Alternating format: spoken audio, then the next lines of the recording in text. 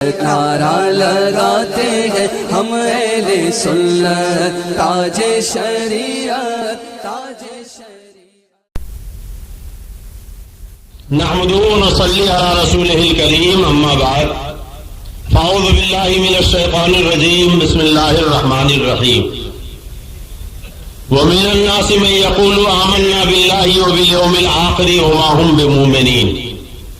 صدق الله العلي العظيم وصدق رسوله النبي الأمين الكريم، ونحن على ذلك لمن الشاهدين والشاكرين والحمد لله رب العالمين۔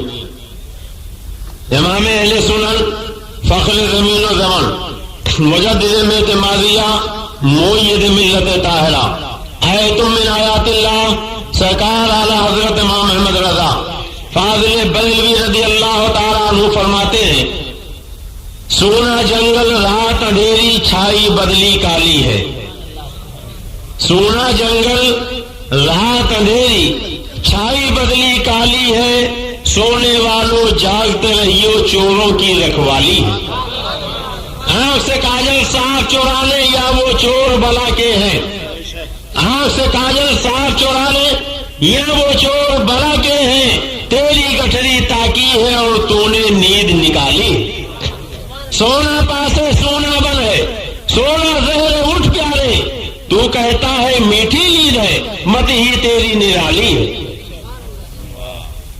نہ جانا حضرت زاہد کے تسبیح و مصلی پر، نہ جانا حضرت زاہد کے تسبیح و مصلی پر، بڑے پہنچے ہوئے حضرت ان کو ہم سمجھتے ہیں۔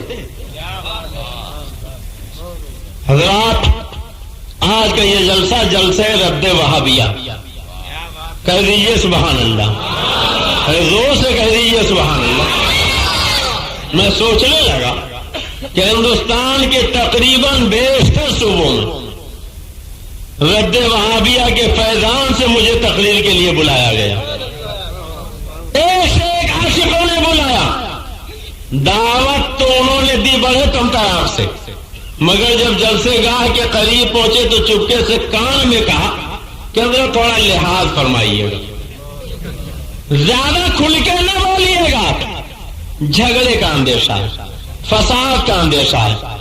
کچھ لوگوں نے کہا چندہ کم ہو جائے گا، مدرسے کا جلسہ ہے، مدرسے کی آمدنی گھٹ جائے گی۔ کچھ لوگوں نے کہا جلسہ مدرسے کا نہیں، مگر کمیٹی والوں کو جو 16 کل لوگ ہیں وہ چندہ نہیں دیں گے، جلسے کا چندہ گھٹ جائے گا۔ اس لیے آپ ذرا نام نہ لیجیے گا، کتاب نہ دکھائیے گا۔ اکثر ہندوستان میں یہی ہوتا، مگر الحمدللہ لائق مبارکباد ہیں جالنا کے یہ سنی مسلمان کہ جنہوں نے پہلی مرتبہ جب دعوت دی، فون کیا تو جناب عبد الرحمان صاحب، مولانا سید جمیل صاحب رضوی اور ان کے احباب نے یہی کہا کہ آپ کو صرف رد وہابیہ کے لیے بلایا جا رہا ہے۔ زور سے کہہ دو سبحان اللہ، سب مل کے کہہ دو سبحان اللہ۔ یہ رد وہابیہ کیا؟ امام اہل سنت سرکار اعلی حضرت مجدد دین و ملت ارشاد فرماتے ہیں، رد وہابیہ بارگاہ رسالت کا مخصوص عطیہ ہے، جس میں سرکار کی نظر عنایت ہوتی ہے، وہی نبی کے دشمنوں کا رد کرتا۔ اگر کوئی چاہے ہم رد کریں، رد نہیں کر سکتے۔ کوئی مقرر چاہے رد میں بولے، رد نہیں بول سکتا۔ کوئی چاہے ہم رد کروائیں، رد نہیں کروا سکتا۔ کوئی چاہے ہم رد پسند کریں، رد پسند نہیں کر سکتا، اس لیے کہ یہ نبی کی بارگاہ کا عطیہ ہے۔ میرے مدینے والے آقا جسے چاہیں گے وہی نبی کے دشمنوں کا رد کرے گا، نبی کے دشمنوں کا رد سنے گا، نبی کے دشمنوں کا رد پسند کرے گا۔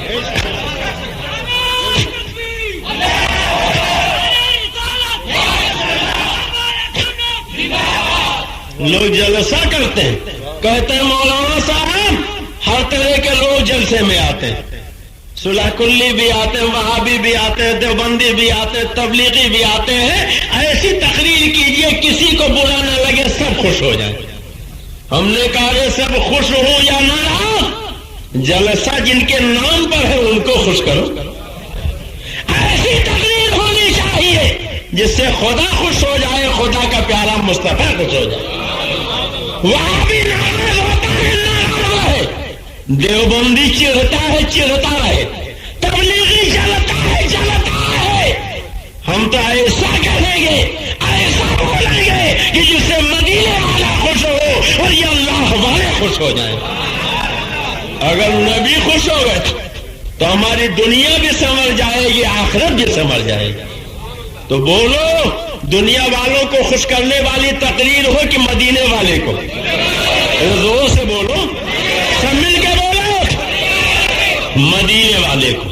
الحمدللہ میں دلی مبارکباد پیش کرتا ہوں بھائی عبد الرحمان صاحب کو, حاجی محمد توفیق صاحب کو اور حضرت مولانا سید جمیل صاحب, رضا اکیڈمی جامع کے ارکان, اور آپ سبھی سنی رضوی مسلمانوں کو کہ آپ نے جلسے رد وہابیہ منعقد کیا.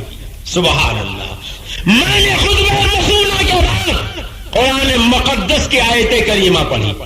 اب تک آپ نے سنا ہوگا کہ نگر نگر, ڈگر ڈگر, قریہ قریہ, شہر شہر, دیہات دیہات, بوریا بستر لادے ہوئی ایک جماعت آتی, مسجدوں میں پہنچی, دروازوں پر پہنچی. اللہ رسول کا ذکر ہوگا, خدا رسول کی بات ہوگی, کچھ دین کا چرچا ہوگا. آپ حضرات نماز کے بعد تھوڑی دیر رک جائیے گا. سنا ہے کہ نہیں سنا؟ ارے بولیے, سنا ہے؟ بڑی سادگی سے کہتے ہیں, بہت لجاجت سے کہتے ہیں, بہت انکساری سے کہتے ہیں. اللہ رسول کی بات سے کسے انکار, دین کی بات سے کسے چل؟ سب دین کی بات پسند کرتے تھے. مگر ایک بات بتائیے, اگر کوئی آپ کا دشمن ہو, آپ کو جان سے مارنا چاہے, زہر آپ کو لا کے دے, تو کیا یہ بتائے گا یہ زہر حلال ابھی میڈیکل اسٹور سے لایا ہوں, آپ کھا لیجئے, ہمیشہ کے لیے میٹھی نیند سو جائیے؟ ارے بولیے, کوئی زہر دینے والا بتا کے زہر دیتا؟ قلاقند لائے گا, برفی لائے گا, ملائی برفی لائے گا, اور اس میں زہر ملا دے گا. کہے گا بھائی جان یہ افلاطون بمبئی سے آج ہی لے کے آیا ہوں, آپ ہی کے لیے لایا ہوں, یہ لیجئے, عثمان سلیمان کے ہاں سے لایا ہوں, بڑی اچھی مٹھائی ہے, آپ کھا لیجئے. بولیے یہی ہوتا ہے نا؟ زہر دینے والا یہ بتاتا نہیں کہ میں زہر لے کے آیا ہوں, بلکہ وہ مٹھائی آپ کو دیتا اور آپ کھاتے ہیں, آپ کو پتہ بھی نہیں چلتا زہر, مگر جیسے ہی حلق سے نیچے اترا کام تمام ہو گیا. بولو ہوتا ہے کہ نہیں؟ اچھا ایک بات بتائیے, اگر کوئی دین میں نیا فرقہ پیدا کرنا چاہے تو کیا وہ آ کے کہتا بھائیو میں جالنا میں آیا ہوں بھوپال سے, ایک نیا فرقہ پیدا کرنا چاہتا ہوں, آئیے جالنا کے کلمہ پڑھنے والے سب میرے قریب آ جائیں؟ نہیں, بلکہ وہ سب سے پہلے مدینے والے آقا کا نام لے گا, قرآن کی آیتیں پڑھے گا, حدیثیں پڑھے گا, اور دھیرے دھیرے تو گمراہ کرے گا, پھر نئے بات اور نیا فرقہ پیش کرے گا. ایک شکاری جب شکار کرنا چاہتا تو جال کے نیچے ڈالا ڈال دیتا. لوگ کہتے ہیں ہاتھی کے دانت کھانے کے اور ہوتے ہیں, دکھانے کے اور ہوتے ہیں. بولو ہوتے ہیں کہ نہیں؟ اب ہمیں کہنے لیجیے, آج دنیا میں قادیانیت جو بڑھ رہی ہے, کیا قادیانی نبی کا کلمہ نہیں پڑھتے؟ ہم نے تو لکھنؤ میں حضرت کہا تھا, جب لکھنؤ میں ندوہ کے اندر اجتماع ہوا, حرم کے امام کو بلایا اور سب سے پہلے یہ فتویٰ صادر کیا کہ قادیانی کافر ہیں. تو ہم نے کہا اب تک تو تم یہ کہتے تھے کلمہ پڑھنے والوں کو کافر نہیں کہنا چاہیے, نماز پڑھنے والوں کو کافر نہیں کہنا چاہیے, داڑھی رکھنے والوں کو کافر نہیں کہنا چاہیے, اب تم بھی کہنے لگے قادیانی کا کلمہ نہیں پڑھتے, کیا داڑھی نہیں رکھتے, کیا یہ نماز نہیں پڑھتے, کیا داڑھی تو رکھتے ہیں, کلمہ تو پڑھتے ہیں, مگر نبی کی ختم نبوت کا انکار کرتے ہیں. ہم نے کہا ظالم, انہوں نے تو انکار بعد میں کیا, تمہارے مولانا قاسم نانوتوی نے تہذیب الناس میں پہلے ہی انکار کر دیا. دروازہ تو تمہارے ملا نے کھولا, اور لے گئے. بازی انہوں نے کی اتنی، اور وہ تو اتنا کلمہ پڑھتے کہ قادیانی اگر کوئی خط لکھے گا تو ٹائٹل پہ سب سے پہلے لا الہ الا اللہ محمد الرسول اللہ لکھے گا. قادیانی کی دکان پہ آپ جائیں تو اس کا جو سائن بورڈ ہوتا وہاں سب سے اوپر لا الہ الا اللہ محمد الرسول اللہ لکھتے ہیں. قادیانیوں کی جتنی کتابیں ہوتی سب کے اوپر لکھا رہتا لا الہ الا اللہ محمد الرسول اللہ. تو پتا چلا کلمہ پڑھنے والے ہیں مگر انہیں سب نے کافر کہہ دیا. اب اتنی بات تو طے ہو گئی کہ کلمہ پڑھنے کے بعد بھی آدمی کافر ہو سکتا ہے، نماز کے بعد بھی آدمی کافر ہو سکتا ہے، تعلیم کے بعد بھی آدمی کافر ہو سکتا ہے. اب فرق یہ ہے تم کہتے ہو خالی قادیانی کافر ہے، ہمارا عقیدہ یہ ہے کہ جو نبی کی گستاخی کرے سب کے سب کافر ہیں. اب تک کہتے تھے کہ بریلویوں کو دیکھو یہ کلمہ پڑھنے والوں کو کافر کرتے، داڑھی رکھنے والوں کو کافر کہتے. اعلیٰ حضرت نے کفر کی مشین گاڑ رکھی تھی، بریلی سے سب کو کافر کہہ دیا، سب کو کافر کہہ دیا. مگر یہ دیکھو قرآن پاک ہے، بولو کیا ہے، زور سے بولیے. یہ ہے قرآن پاک، اللہ کی کتاب، اس پہ تو سب کا ایمان ہے نا. ارے بولو ہاتھ اٹھا دو، سب کا ایمان. جو قرآن نہ مانے بولو وہ مومن ہے کہ کافر؟ کافر ہے نا. یہ قرآن ہے بریلی شریف کی لکھی ہوئی کتاب نہیں، خدا کی کتاب، اللہ کی کتاب. یہ دیکھو اللہ کی کتاب ہے اور اللہ تعالیٰ ارشاد فرماتا، یہ پہلا پارہ سورہ بقرہ ہے. اللہ تعالیٰ فرماتا ہے وَمِنَ النَّاسِ مَن يَقُولُ آمَنَّا بِاللَّهِ وَبِالْيَوْمِ الْآخِرِ وَمَا هُمْ بِمُؤْمِنِينَ. اللہ فرماتا ہے کچھ لوگ کہتے ہیں ہم اللہ اور پچھلے دن پر ایمان لائے اور وہ ایمان والے نہیں. سبحان اللہ، زور سے کہہ دو سبحان اللہ، سب مل کے کہہ دو سبحان اللہ. آج لوگ کہتے ہیں کلمہ پڑھنے والوں کو کافر مت کہو، داڑھی رکھنے والوں کو کافر مت کہو، قرآن پڑھنے والوں کو کافر مت کہو، نماز پڑھنے والوں کو کافر مت کہو. مگر یہ بریلی نہیں، خدا کی کتاب ہے اور خدا کی کتاب کہتی وما ہم بمؤمنین، یہ کلمہ پڑھنے والے مومن نہیں بلکہ کافر ہیں. گویا پتہ چلا اللہ تعالیٰ نے ان کو کافر کہہ دیا ہے، بے ایمان کہہ دیا ہے. اور جب اللہ نے کہہ دیا تو اگر امام احمد رضا نے وہی بتا دیا ہے تو کوئی جرم نہیں کیا ہے بلکہ خدا کی منشا کے مطابق کہا ہے.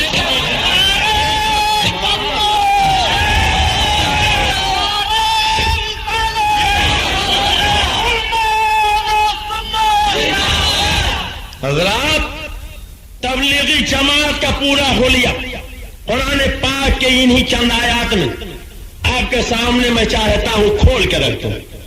آپ دیکھیں اللہ تعالیٰ فرماتا ہے وَمِنَ النَّاسِ مَن يَقُولُ آمَنَّا بِاللَّهِ وَبِالْيَوْمِ الْآخِرِ وَمَا هُمْ بِمُؤْمِنِينَ. کچھ لوگ کہتے ہیں ہم اللہ اور پچھلے دن پر ایمان لائے اور وہ ایمان والے نہیں. جب ایمان والے نہیں تو کیا ہیں؟ زور سے بولو کیا ہے؟ کافر. زور سے بولو کیا ہے؟ زور سے بولو کیا ہے؟ کافر. آگے اللہ فرماتا یخادعون اللہ والذین آمنوا وما یخدعون الا انفسهم وما یشعرون.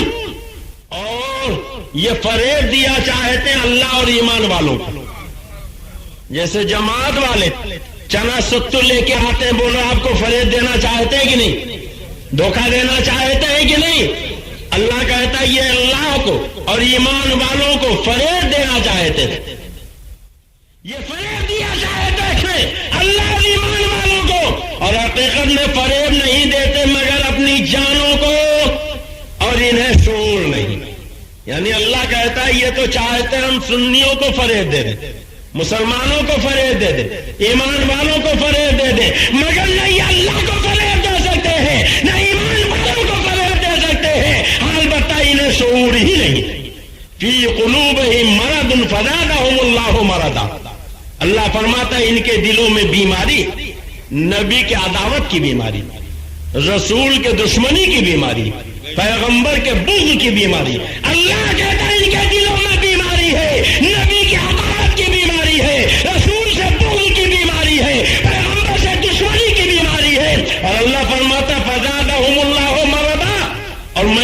کی بیماری کو اور بڑھا دیا، اور جب بیماری بڑھ گئی تو اب نتیجہ کیا ہوا بولو، بتا دیا جائے؟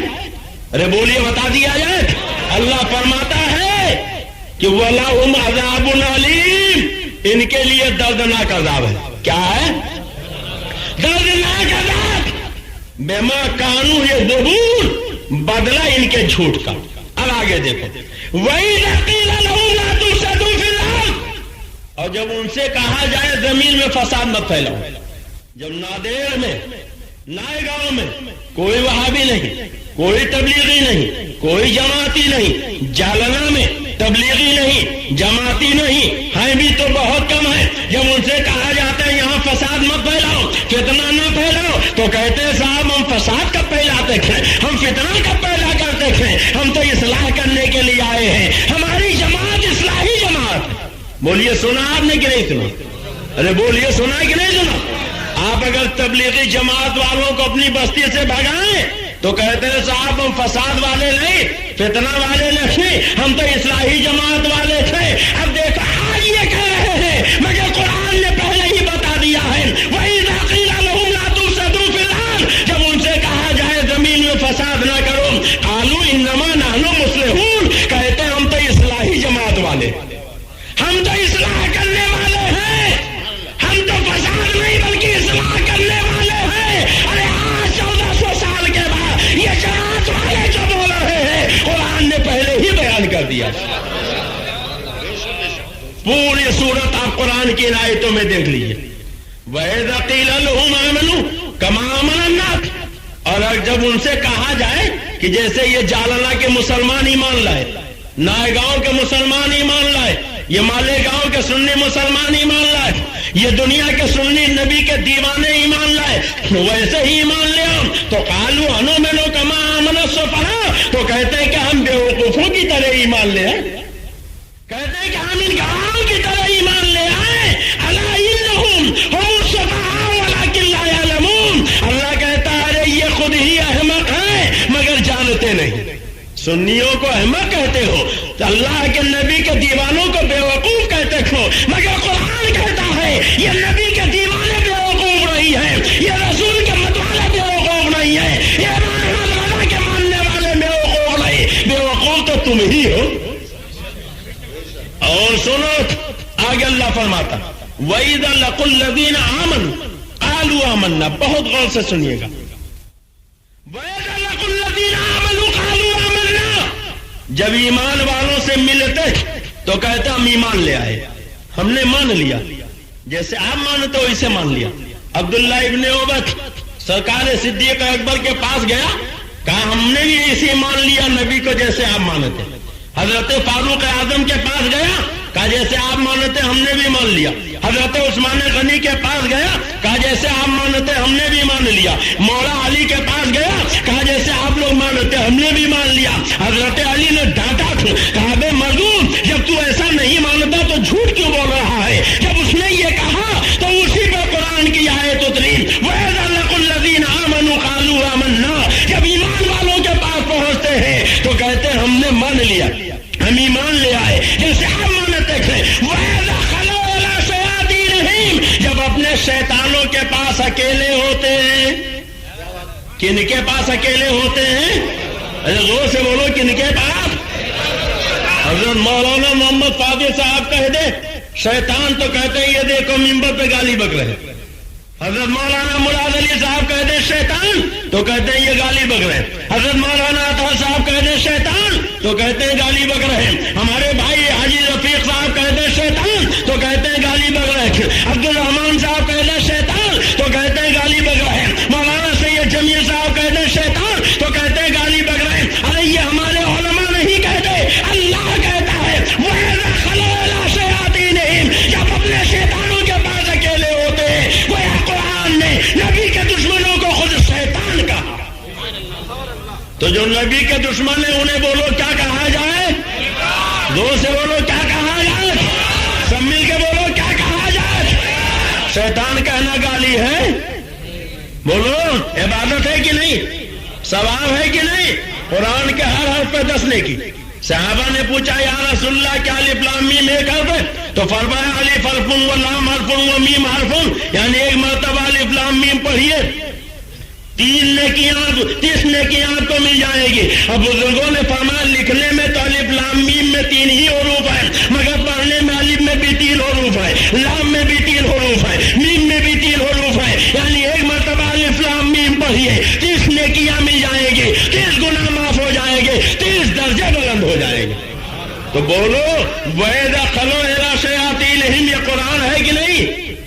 ارے ہے، کہہ دو ہے، زور سے بولو ہے۔ اور جب قرآن ہے تو وَإِذَا خَلَوْا إِلَىٰ شَيَاطِينِهِمْ میں کئی حروف ہیں۔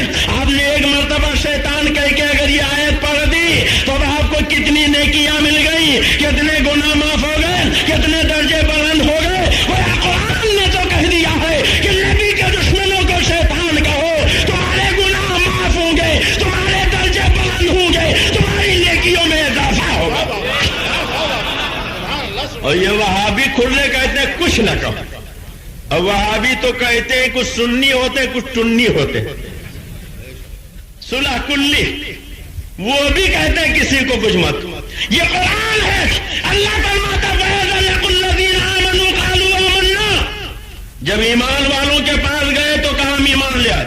وَإِذَا خَلَوْا إِلَىٰ شَيَاطِينِهِمْ، جب اپنے شیطانوں کے پاس اکیلے ہوئے تو قالوا إِنَّا مَعَكُمْ إِنَّمَا نَحْنُ مُسْتَهْزِئُونَ، کہتے ہم تمہارے ساتھ ہیں، ہم تو ان سے مذاق کر رہے تھے، مولانا سید جمیل صاحب سے مذاق کر رہے تھے، حاجی توفیق صاحب سے مذاق کر رہے تھے، حاجی رفیق صاحب سے مذاق کر رہے تھے، مولانا فاضل صاحب سے مذاق کر رہے تھے، مولانا جمیل صاحب سے مذاق کر رہے تھے۔ قرآن نے یہ وہابیت نبی کے دشمنوں کی خصلت بیان کی ہے۔ ایمان والوں کے سامنے جائیں گے تو وہ میٹھی میٹھی بولی بولیں گے، اچھی اچھی باتیں کریں گے، پیاری پیاری باتیں کریں گے، اپنے شیطانوں کے پاس اکیلے ہوں گے، تب سے اگلیں گے۔ اور بالکل یہی حال تبلیغی جماعت کا، بولو ہے کہ نہیں ہے؟ ارے بولو ہے کہ نہیں ہے؟ تب بولو قرآن کی آیتیں آپ نے سن لی، تبلیغی جماعت کا چہرہ آپ نے دیکھ لیا، ارے بولو نظر آیا؟ تو تبلیغی جماعت والوں کے پیچھے نماز پڑھو گے؟ کتنے لوگ نہیں پڑھیں گے؟ ذرا ہاتھ اٹھا دیں۔ ماشاء اللہ، ذرا نعرہ لگائیے۔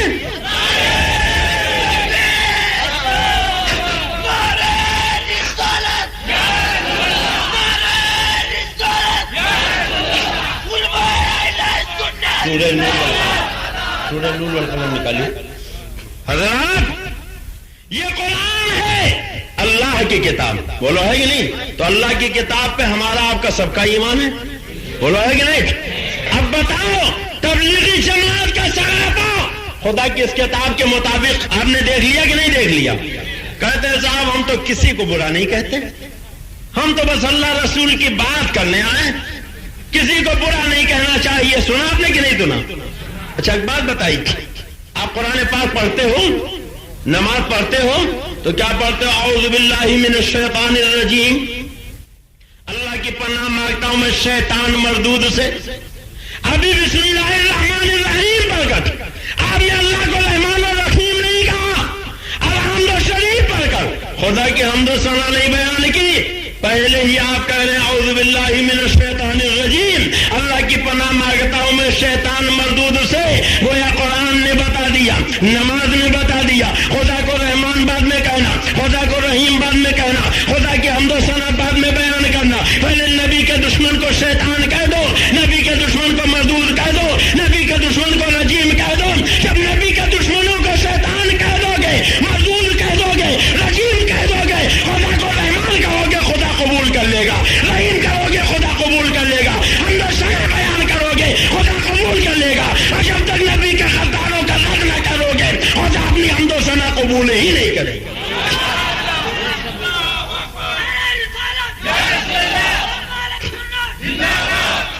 تبلیغی جماعت والے کہتے ہیں ہم تو صاحب کسی کو برا نہیں کہتے۔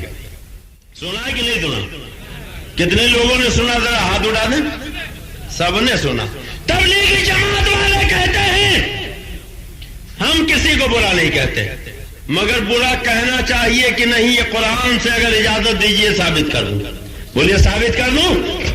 پہلے حوالہ سن لو، کتاب کا نام ہے تبلیغی نصاب، باب فضائل درود، صفحہ ہے 15، मौलवी जकरिया लिखते हैं कि मौलाना अशरफ अली थानवी ने लिखा, जैसे हदीस पाक से यह मालूम हुआ कि नबी के शान अरफ़ो आला में जो एक मर्तबा दुरूद भेजे अल्लाह की तरफ से उस पर 10 रहमतें नाजिल होती, ऐसे ही कुरान से मालूम हुआ कि नबी के शान अरफ़ो आला में जो एक मर्तबा तौहीद करे अल्लाह की तरफ से उस पर 10 लानतें होती।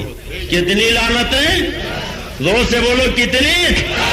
और दलील में उन्होंने कुरान के ये सूरह नून वल कलम की आयतें लिखी कि एक मर्तबा वलीद इब्न मुगीरा ने हमारे तुम्हारे आका को मजनू कह दिया, माद अल्लाह। जोर से बोलिए माद अल्लाह। जब उसने मजनू कहा तो अल्लाह ताला ने उसके 10 ऐब गिनाए। कितने ऐब गिनाए? और 10वां ऐब क्या था? कुरान में उतुल्लिम बादा ज़ालिका ज़नीम, और उस पर तुर्रा ये कि उसकी असल में खता है। सुभान अल्लाह, जोर से कह दो सुभान अल्लाह।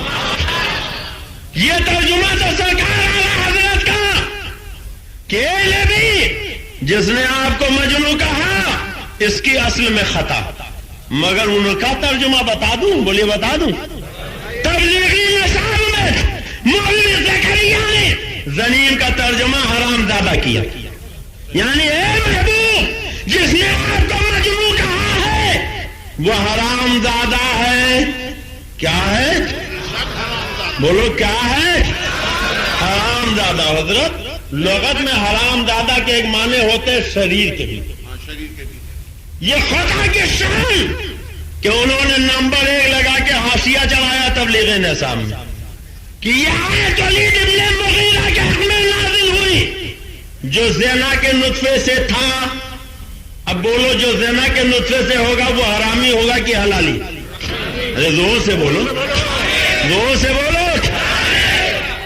अब उन्होंने ये हाशिया लगा के ये बात खत्म कर दी कि कल वो कहे साहब हरामजादा से मुराद शरीर है, बल्कि खुद ही बता दिया हरामजादा से मुराद हरामी।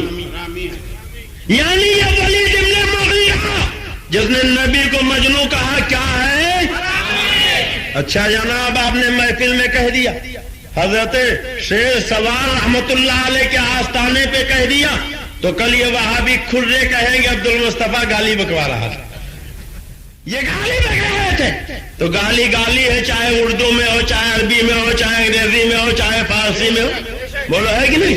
अगर गाली नहीं थी, ये उलमा अरबी जानते हैं, आप कहिए ये आपको अरबी में गाली दे, फारसी जानते फारसी में गाली दे, अंग्रेजी जानते अंग्रेजी में गाली दे, आप मराठी जानते मराठी में गाली दो। गाली गाली है, चाहे उर्दू में हो या अरबी में, फारसी में हो या अंग्रेजी में। अगर नबी के दुश्मन को हरामी कहना गाली है तो अरबी में ज़नीम कहना भी गाली होना चाहिए। और माज़अल्लाह कुरान को गाली कहोगे तो ईमान रहेगा? अरे बोलो रहेगा? और ये कुरान की आयत है उतुल्लिम बादा ज़ालिका ज़नीम। ए महबूब जिसने आपको मजनू कहा इसकी असल में खता है और उनके तर्जुमे के मुताबिक हरामजादा। क्या है? बोलो क्या है? अच्छा जनाब, आप कुरान की आयत पढ़ते हो? कितने लोग पढ़ते हैं? जरा हाथ उठा दें। कुछ लोग उठा रहे हैं, कुछ नहीं उठा रहे। कुछ लोग शायद हो सकता है कुरान पढ़े ना हो, तो अगर आप नहीं पढ़ते हो तो रमजान के महीने में तरावी में सुनते हो कि नहीं सुनते हो? पूरी दुनिया में कुरान पढ़ा जाता। ये आयत जिसमें नबी के दुश्मन को हरामी कहा गया, बोलो ये छोड़ दी जाती कि पढ़ी जाती? अगर वह भी खुर्रा ये सोचे जिस आयत में नबी के दुश्मन को हरामी कहा गया हम पढ़ेंगे तो कल यहाँ के खुर्रे कहेंगे ये देखो मस्जिद में गाली बक रहा था, लाओ ये आयत छोड़ दे। तो जितने हाफिज मस्जिद में होंगे सब लुकमा देंगे, कहेंगे हाफिज साहब वो आयत पढ़िए वरना कुरान मुकम्मल नहीं होगा। रमजान का महीना है, दिन भर रोजा रहने के बाद तरावी की नमाज पढ़ने सब मस्जिद में इकट्ठा, मेहराब में नियत बांधे इमाम खड़ा अल्लाह की इबादत कर रहा, हालत नमाज में खुदा की बंदगी में मस्जिद के मेहराब में एक नमाजी नबी के दुश्मन को ज़लीम कह के हरामी कहता है, ये गाली नहीं खुदा की इबादत होती। बोलो है कि नहीं? अरे बोलो है कि नहीं? तो गोया कुरान ने बता दिया नबी के दुश्मन को हरामी कहो یہ گالی نہیں، خدا کی عبادت ہے۔ بولو ثواب ملے گا کہ نہیں ملے گا؟ ارے بولو ثواب ملے گا کہ نہیں ملے گا؟ ہم بھی کہتے ہیں، وہ بھی کہتے ہیں، سب کہتے ہیں، سب یہ آیت پڑھتے ہیں۔ اور روایت بتاتی جب ولید ابن مغیرہ نے سنا تو تلوار ہاتھ میں لیا، گھر گیا، ماں سو رہی تھی، سینے پہ سوار کی۔ ماں نے آنکھ کھولی، کیا ہے بیٹے؟ کہا ماں میں نے نبی کو مجنوں کہا تھا، قرآن نے میرے 10 عیب گنائے، 9 تو جانتا ہوں میرے ہی ہے، 10واں بھی یقین میرا ہوگا، مگر تجھ سے تصدیق کرانے آیا۔ اور روایت بتاتی جب ولید ابن مغیرہ نے سنا تو تلوار ہاتھ میں لیا، گھر گیا، ماں سو رہی تھی، سینے پہ سوار کی۔ ماں نے آنکھ کھولی، کیا ہے بیٹے؟ کہا ماں میں نے نبی کو مجنوں کہا تھا، قرآن نے میرے 10 عیب گنائے، 9 تو جانتا ہوں میرے ہی ہے، 10واں بھی یقین میرا ہوگا، مگر تجھ سے تصدیق کرانے آیا۔ ماں نے پوچھا ہوا کیا؟ کہا قرآن نے میرے بارے میں کہا کہ اس کا نطفہ صحیح نہیں، اور یہ تو ہی بتائے۔ تو ماں نے کہا ارے بیٹے اگر نطفہ صحیح ہوتا تو ماں کے سینے پہ سوار ہی نہ ہوتا، تجھے اسی سے جان لینا چاہیے، تیرا نطفہ صحیح نہیں ہے۔ کہا مگر ماں ایسا ہوا کیوں؟ کہا تیرا باپ نامرد تھا، دولت بہت تھی، میں نے سوچا یہ دولت غیروں کے ہاتھ میں چلی جائے گی، اس لیے ایک رات میں نے چپکے سے چرواہے کو بلا لیا تھا، اور تو اسی کے لطف سے ہمیں کہنے دیجیے، قرآن کا آئینہ نبی کے غداروں کو دکھا دیجیے، نبی کی توہین وہی کرے گا جو کسی چرواہے کے لطف سے ہوگا، کسی کسیارے کے لطف سے ہوگا، اگر اپنے پاک کا ہوگا۔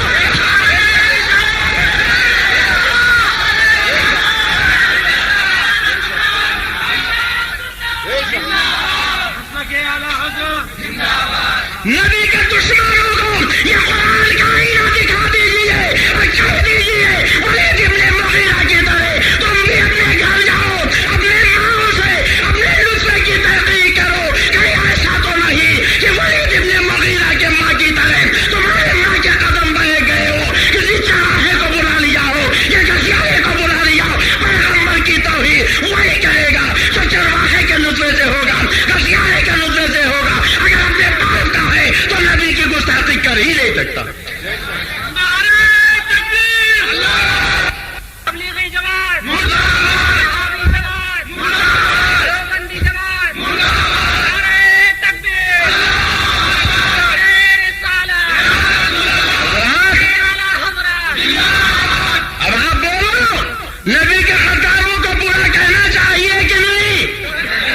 اور دیکھو یہی صورت ہے، قرآن کہتا سناسمہ علی الخرطوم، قریب ہے کہ ہم اس کی سور کسی تھوتنی پر داغ دیں۔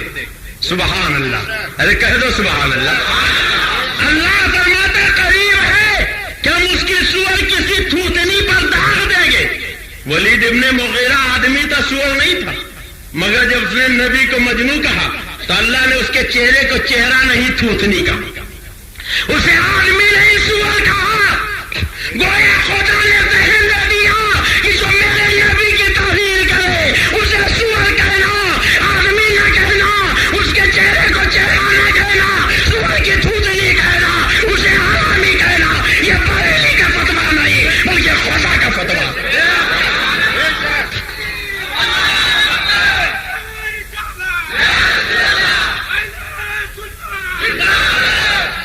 حضرات بولو یہ خدا کی کتاب ہے کہ نہیں؟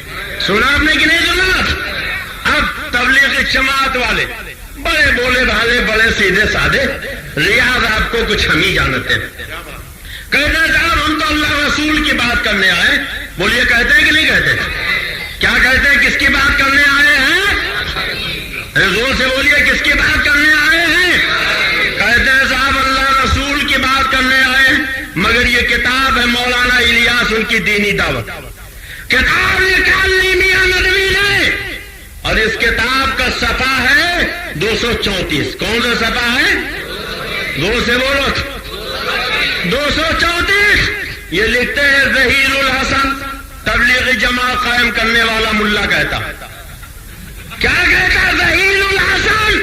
میرا مدعا کوئی پاتا نہیں، لوگ سمجھتے ہیں کہ یہ تحریک صلاحت ہے، کیا کہتے ہیں کہ لوگ سمجھتے ہیں کہ یہ نماز کی تحریک ہے، اور یہ کہتے بھی یہی جماعتی ہیں کہ صاحب ہم تو کلمہ نماز کی تبلیغ کرنے آئے، بولیے یہی کہتے ہیں کہ نہیں؟ مگر جماعت قائم کرنے والا کہتا لوگ سمجھتے ہیں کہ یہ تحریک صلاحت ہے، اور میں قسم سے کہتا ہوں کہ یہ ہرگز تحریک صلاحت نہیں۔ اب بولو یہ وہابی جھوٹے ہیں کہ نہیں؟ تبلیغی جھوٹے ہیں کہ نہیں؟ اب اگر کوئی تبلیغی کہے ہم نماز کی تحریک لے کر آئے ہیں تو جوتے نکال کے اس کے سر پہ اتنے برساؤ کہ ایک بال باقی نہ رہے، اس لیے کہہ دو تمہارا مولا کہتا ہے خدا کی قسم یہ نماز کی تحریک نہیں۔ جب تحریک قائم کرنے والا کہتا ہے یہ نماز کی تحریک نہیں، تو تحریک چلانے والے کو کہنے کا حق ہے؟ ارے بولو ہے؟ کہتا خدا کی قسم یہ تحریک صلاحت نہیں۔ اور ایک روز بڑی حسرت سے فرمایا میاں دہیل الحسد ایک نئی قوم پیدا کرنی ہے، معاذ اللہ، وہ سے بولو معاذ اللہ، وہ سے بولو معاذ اللہ۔ یہ کہہ رہے ہیں کہ تبلیغی جماعت کا مقصد نماز پھیلانا نہیں، نئی قوم پیدا کرنی ہے۔ کیا ہے؟ زور سے بولو کیا ہے؟ نئی قوم پیدا کرنی ہے۔ اب دیکھو دوسری کتاب ملفوظات مولانا الیاس، اور اس کتاب کا صفحہ ہے 51۔ کون سا صفحہ ہے؟ یہ دیکھیے کتاب ہے ملفوظات الیاس، اور کتاب کو لکھا ہے مولوی منظور نعمانی نے، جو جہانی سے جہانی ہو گئے، لکھنؤ کے رہنے والے تھے، رہنے والے تو سنبھل کے تھے مگر لکھنؤ جا کے بس گئے، اور جب لکھنؤ میں بسے تو انہوں نے یہ کتاب لکھی۔ کتاب میں لکھتے ہیں کہ ایک مرتبہ تبلیغی جماعت قائم کرنے والے مولوی الیاس نے کہا، کیا کہا؟ خواب نبوت کا 46واں حصہ ہے۔ بعض لوگوں کو خواب میں ایسی ترقی ہوئی کہ ریاضت مجاہدہ سے نہیں ہوئی، کیونکہ ان کو خواب میں علوم صحیحہ القاء ہوتے جو نبوت کا حصہ ہے، پھر ترقی کیوں نہ ہوگی؟ آگے لکھتے ہیں آج کل خواب میں مجھ پر علوم صحیحہ کا القاء ہوتا ہے، نبوت کا دعویٰ دیکھیے، کہتے ہیں خواب یہ نبوت کا 46واں حصہ ہے، اور آج کل مجھ پر علوم صحیحہ کا القاء ہوتا ہے، اس لیے کوشش کرو کہ مجھے نیند زیادہ آئے۔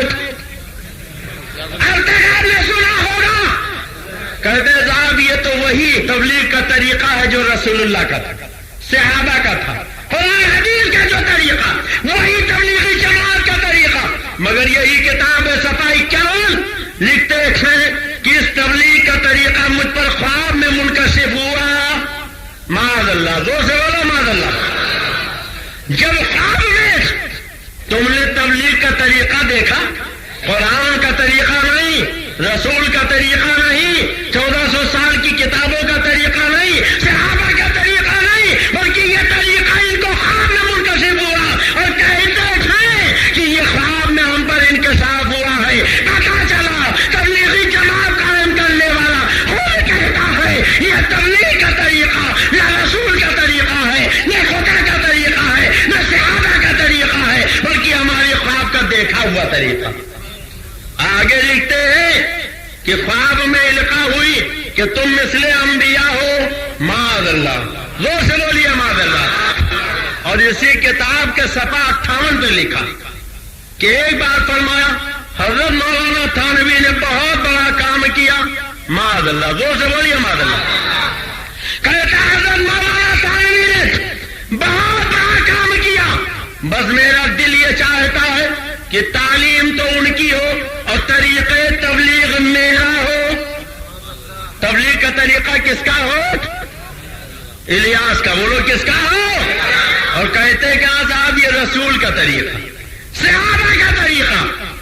خود کتاب میں لکھتا ہے کہ نہیں، تھانوی نے دین کا کام کیا ہے، میں چاہتا ہوں تعلیم ان کی ہو، طریقے تبلیغ میرا ہو، اس طرح ان کی تعلیم عام ہو جائے۔ پتا چلا تبلیغی جماعت نہ تو نبی کے طریقے کو اپنائے ہیں، نہ رسول کے طریقے کو اپنائے، نہ صحابہ کے طریقے کو اپنائے ہیں، بلکہ یہ حضرت اشرف علی تھانوی کی تعلیمات پھیلانے کے لیے الیاس کے طریقے کو اپنائے۔ اجازت دیجیے تو بتا دوں. بولیے بتا دوں. ابھی میں اڑیسہ گیا تھا برہمپور ایک جگہ, اور برہمپور پہنچا, وہاں کے لوگوں نے بلایا. 2.5 گھنٹے تک سرکار اعلیٰ حضرت کے پیغام سے کتابیں دکھا دکھا کے خوب اچھا چٹا کھولتا رہا. نقشہ بدل گیا وہاں. جب سویرا ہوا ہم چلنے لگے, ہمارا ٹکٹ تھا تو 10-12 آدمی قیام گاہ پر آئے سید مبارک صاحب کے یہاں. کہنے لگے اپنے مولانا کو روکیے, رات میں انہوں نے جو تقریر کی ہے حوالے غلط دیے ہیں, ہم ان سے گفتگو کریں گے. انہوں نے کہا, ہم نے کہا ٹھیک ہے ہم رکے. آؤ. کہا ہم نہیں بات کریں گے, اپنے مولانا کو لائیں گے. کہا لاؤ. تو وہ گئے اپنے مولوی کے پاس. ان کا ایک مفتی تھا, اس نے کہا پہلے کیسٹ لاؤ, ہم تقریر سنیں گے تب چلیں گے. کیسٹ لے گئے, پوری تقریر سنی. اس نے کہا صاحب ہم نہیں جائیں گے بات کرنے. 3 بجے آئے, کہنے لگے صاحب وہ تیار نہیں. وہ مفتی صاحب ایک دن اور رک جائیے, کل ہم بھونیشور سے لائیں گے جو اڑیسہ کی راجدھانی.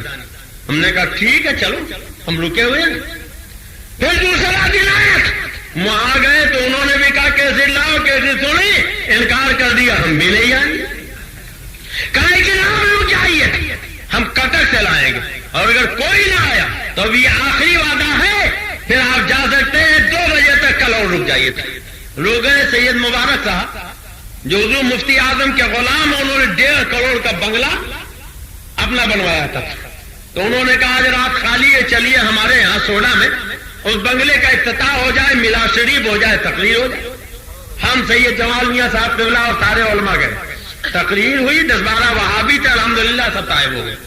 ایک مولوی کا وہابیوں کا وہی نہیں توبہ کیا.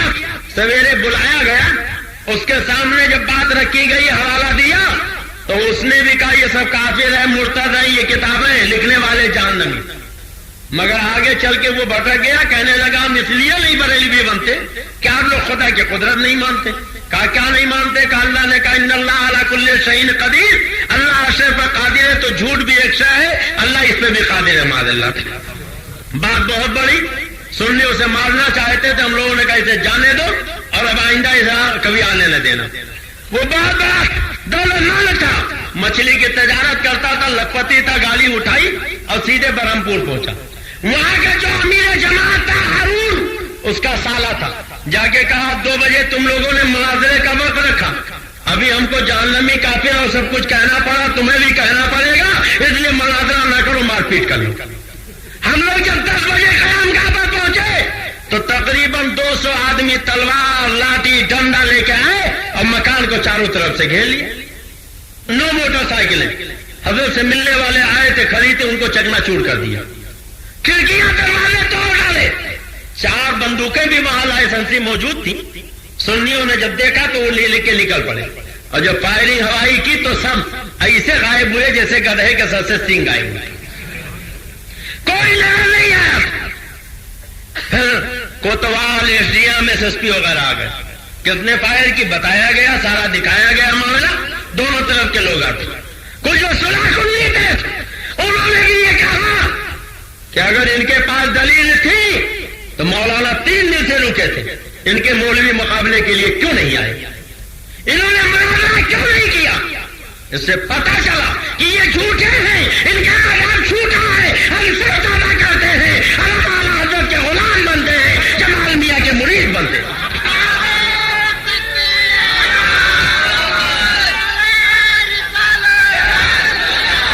تو حضرات دھوکہ دیتے, کہتے ہیں صاحب ہم تو اللہ رسول کی بات کرنے آئے. تبلیغی جماعت کا مطلب اللہ رسول کی بات پھیلانا, مگر یہ ان کی کتاب ہے, لکھتے ہیں تبلیغ جماعت کا مقصد اللہ رسول کی بات پھیلانا نہیں, بلکہ اشرف علی کی تعلیمات کو پھیلانا. اور طریقہ تبلیغ نبی کا نہیں, صحابہ کا نہیں, بلکہ لکھتے ہیں تعلیم تو اشرف علی کی ہو, اور طریقہ تبلیغ میرا الیاس قادلوی کا.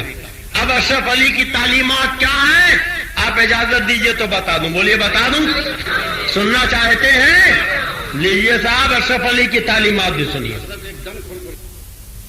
دیوبندی تبلیغی جماعت کی حقیقت بے نقاب کرنے والی بہترین اردو کتابیں یہ ہیں: خوابوں کی بارات، جال حق، تبلیغی جماعت حقائق و معلومات کے اجالے میں۔ اردو اور ہندی دونوں زبانوں میں یہ کتابیں دستیاب ہیں۔ تبلیغی جماعت احادیث کی روشنی میں، تمہید ایمان، تبلیغی جماعت کا فریب، بد مذہبوں سے رشتے، جان ایمان۔ دیوبندی تبلیغی جماعت کی اصلیت ظاہر کرنے والی لاجواب کیسٹیں یہ ہیں: زلزلہ، تبلیغی جماعت کا آپریشن، باطل کی پہچان، کیوں نہیں ہوتے مسلمان ایک، وطن کے غدار کون، تبلیغی جماعت کا بھیانک چہرہ، جنتی کون، عقائد باطلہ۔ ان تمام کیسٹوں اور کتابوں کے لیے مکتبہ رضا 26 کام بیکر اسٹریٹ بمبئی نمبر 3 سے رابطہ کریں۔ اب اشرف علی کی تعلیمات کیا ہیں؟ آپ اجازت دیجئے تو بتا دوں۔ بولیے بتا دوں؟ سننا چاہتے ہیں؟ لیجئے صاحب اشرف علی کی تعلیمات بھی سنیے۔ یہ دیکھیے جناب تھانوی جی کی کتاب ہے اشرف السمانے۔ کیا نام ہے اس کا؟ زور سے بولیے۔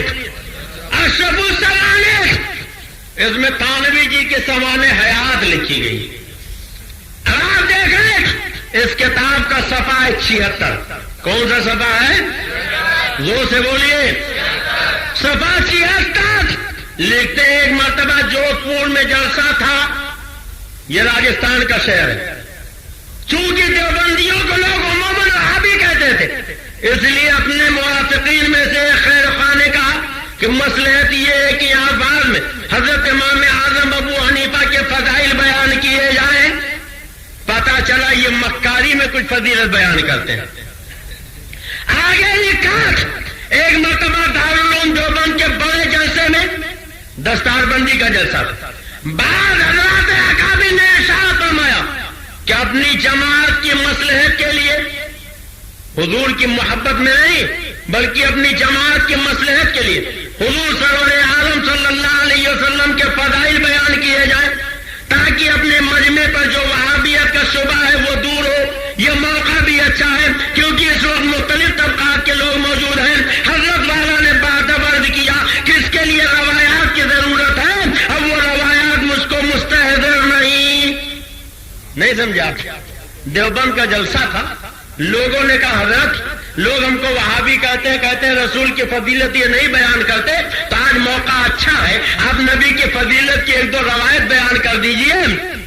تو تھانوی جی کہتے ہیں رسول کی فضیلت بیان کرنے کے لیے روایت یاد ہونا چاہیے، اور مجھے نبی کے فضیلت کی کوئی روایت یاد نہیں۔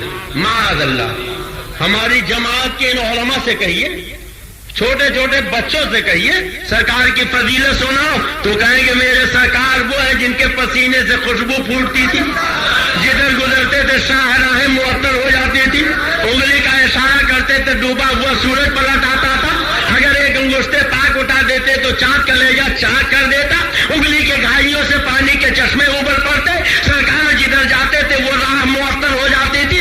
اگر ایک چھوٹے سے نبی کے دیوانے اعلیٰ حضرت کے غلام سے کہیے تو ٹھیک نہیں، گھنٹوں وہ سرکار کی فضیلتیں بیان کرتا رہے گا، مگر یہ وہابی دیوبندی اور تبلیغی جماعت کے سب سے بڑے گرو گھنٹال مولوی اشرف علی تھانوی، اور ایسا نہیں کہ انہیں کچھ نہیں آتا، انہیں تو بہت کچھ آتا تھا، بہت کچھ آتا تھا۔ آپ کہو گے کیسے؟ تو میں نے ایک مولوی سے پوچھا آپ کے تھانوی نے کیا کارنامہ انجام دیا؟ کہا انہوں نے کتاب لکھی۔ میں نے کہا کون سی؟ کہا بہشتی زیور۔ کیا ہے بہشتی زیور میں؟ کہا اس میں بہت باتیں لکھی۔ ہم نے جب بہشتی زیور اٹھا کے دیکھا تو اس میں مسئلے تو کم ملے، مسالے زیادہ ملے۔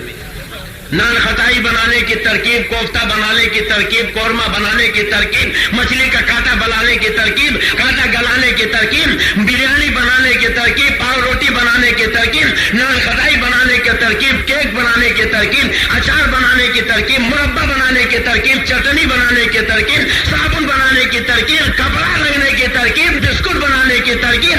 آپ کتاب اٹھاتے جائیے، تلا بنانے کی ترکیب، آپ کو ایسے مسالے ملیں گے، آپ پوری کتاب پکڑا لیں، آپ کو ایسا لگے گا کتاب کسی مفتی نے نہیں، کسی بٹھیانے نے لکھی۔ مسئلے کم، مسالے زیادہ۔ اگر کہیں ایک آدھ مسئلہ بھول کے لکھ دیا تو کیسا لکھا؟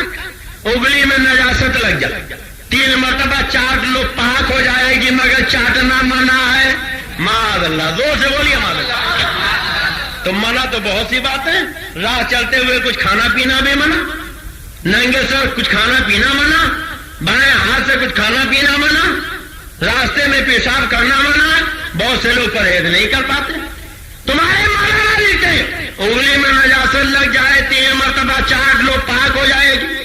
منع ہے، خالی منع ہے، نہ ناجائز ہے، نہ حرام ہے، نہ گناہ ہے، خالی منع ہے۔ تو جب خالی منع ہے تو یہ چنا ستو کا بوجھ ویسے ہی زیادہ ہے، لوٹے کا بوجھ کیا ضرورت ہے؟ ارے لوٹا گھر رکھ دو، جب بیت الخلا میں جاؤ انگلی سے پوچھ پوچھ کے چاٹ لیا کرو، پاک تو ہو ہی جائے گا۔ ان کے ملا کی نے فتوا دے دیا چاٹ لو پاک ہو جائے گا، مگر چاٹنا منع، خالی منع ہے۔ مسئلے کم لکھے مسالے زیادہ لکھے، یہ ان کے اشرف علی تھانوی۔ چٹنی بنانے کی ترکیبیات، اچار بنانے کی ترکیبیات، مربع بنانے کی ترکیبیات، قورمہ بنانے کی ترکیبیات، بسکٹ بنانے کی ترکیبیات، کوفتہ بنانے کی ترکیبیات، مچھلی کے کھانا بنانے کی ترکیبیات اگر نہیں یاد ہے تو رسول کے فضیلت کی کوئی حدیث نہیں یاد، نبی کی عظمت کی کوئی روایت نہیں یاد۔ بولو یہ وفادار کی بولی ہے کہ غدار کی؟ ارے بولو یہ عالم کی بولی ہے کہ جاہل کی؟ یہ دوست کی بولی ہے کہ دشمن کی؟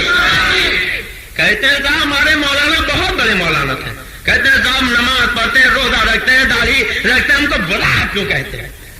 نماز پڑھنے والوں کو برا مت کہو۔ تو ان کی نماز بتا دوں؟ بولیے بتا دوں؟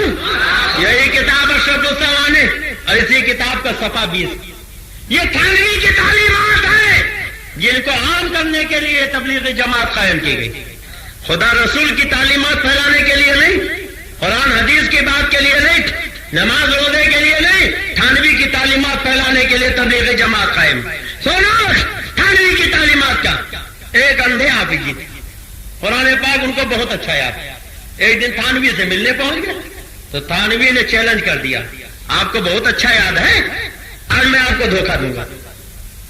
انہوں نے کہا نہیں تم مجھے دھوکہ نہیں دے سکتے، کہا نہیں آج میں تمہیں دھوکہ دوں گا، نہیں دے سکتے، نہیں میں آج تمہیں دھوکہ دوں گا۔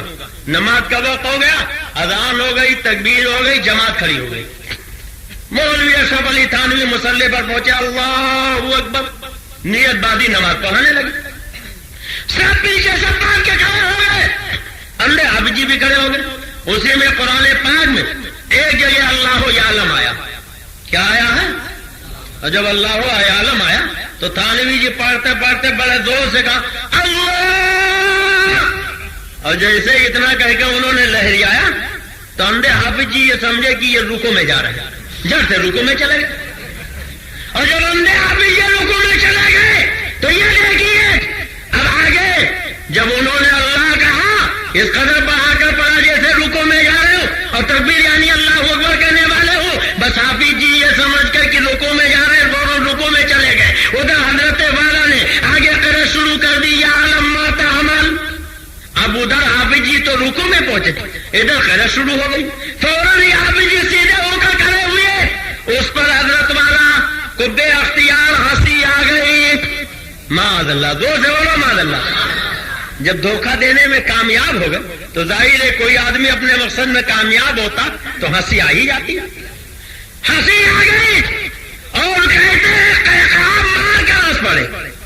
اللہ کی عبادت کر رہے تھے، نماز پڑھ رہے تھے، دھوکہ دینے میں کامیاب ہوئے تو ہنسی آ گئی، اور خالی یوں ہی نہیں کہ ذرا سا مسکرائے ہوں، لکھتے ٹھٹھا مار کر ہنس پڑے، ہنسی سے اس قدر مغلوب ہوئے کہ نماز توڑ کر الگ ہو گئے۔ حضرت والا کے والد ماجد بھی علیحدہ پلنگ پہ بیٹھے ہوئے قرآن شریف سن رہے تھے، انہوں نے سبق پوچھا، جب حضرت والا نے واقعہ بیان کیا تو باوجود متانت کے انہیں بھی ہنسی آ گئی۔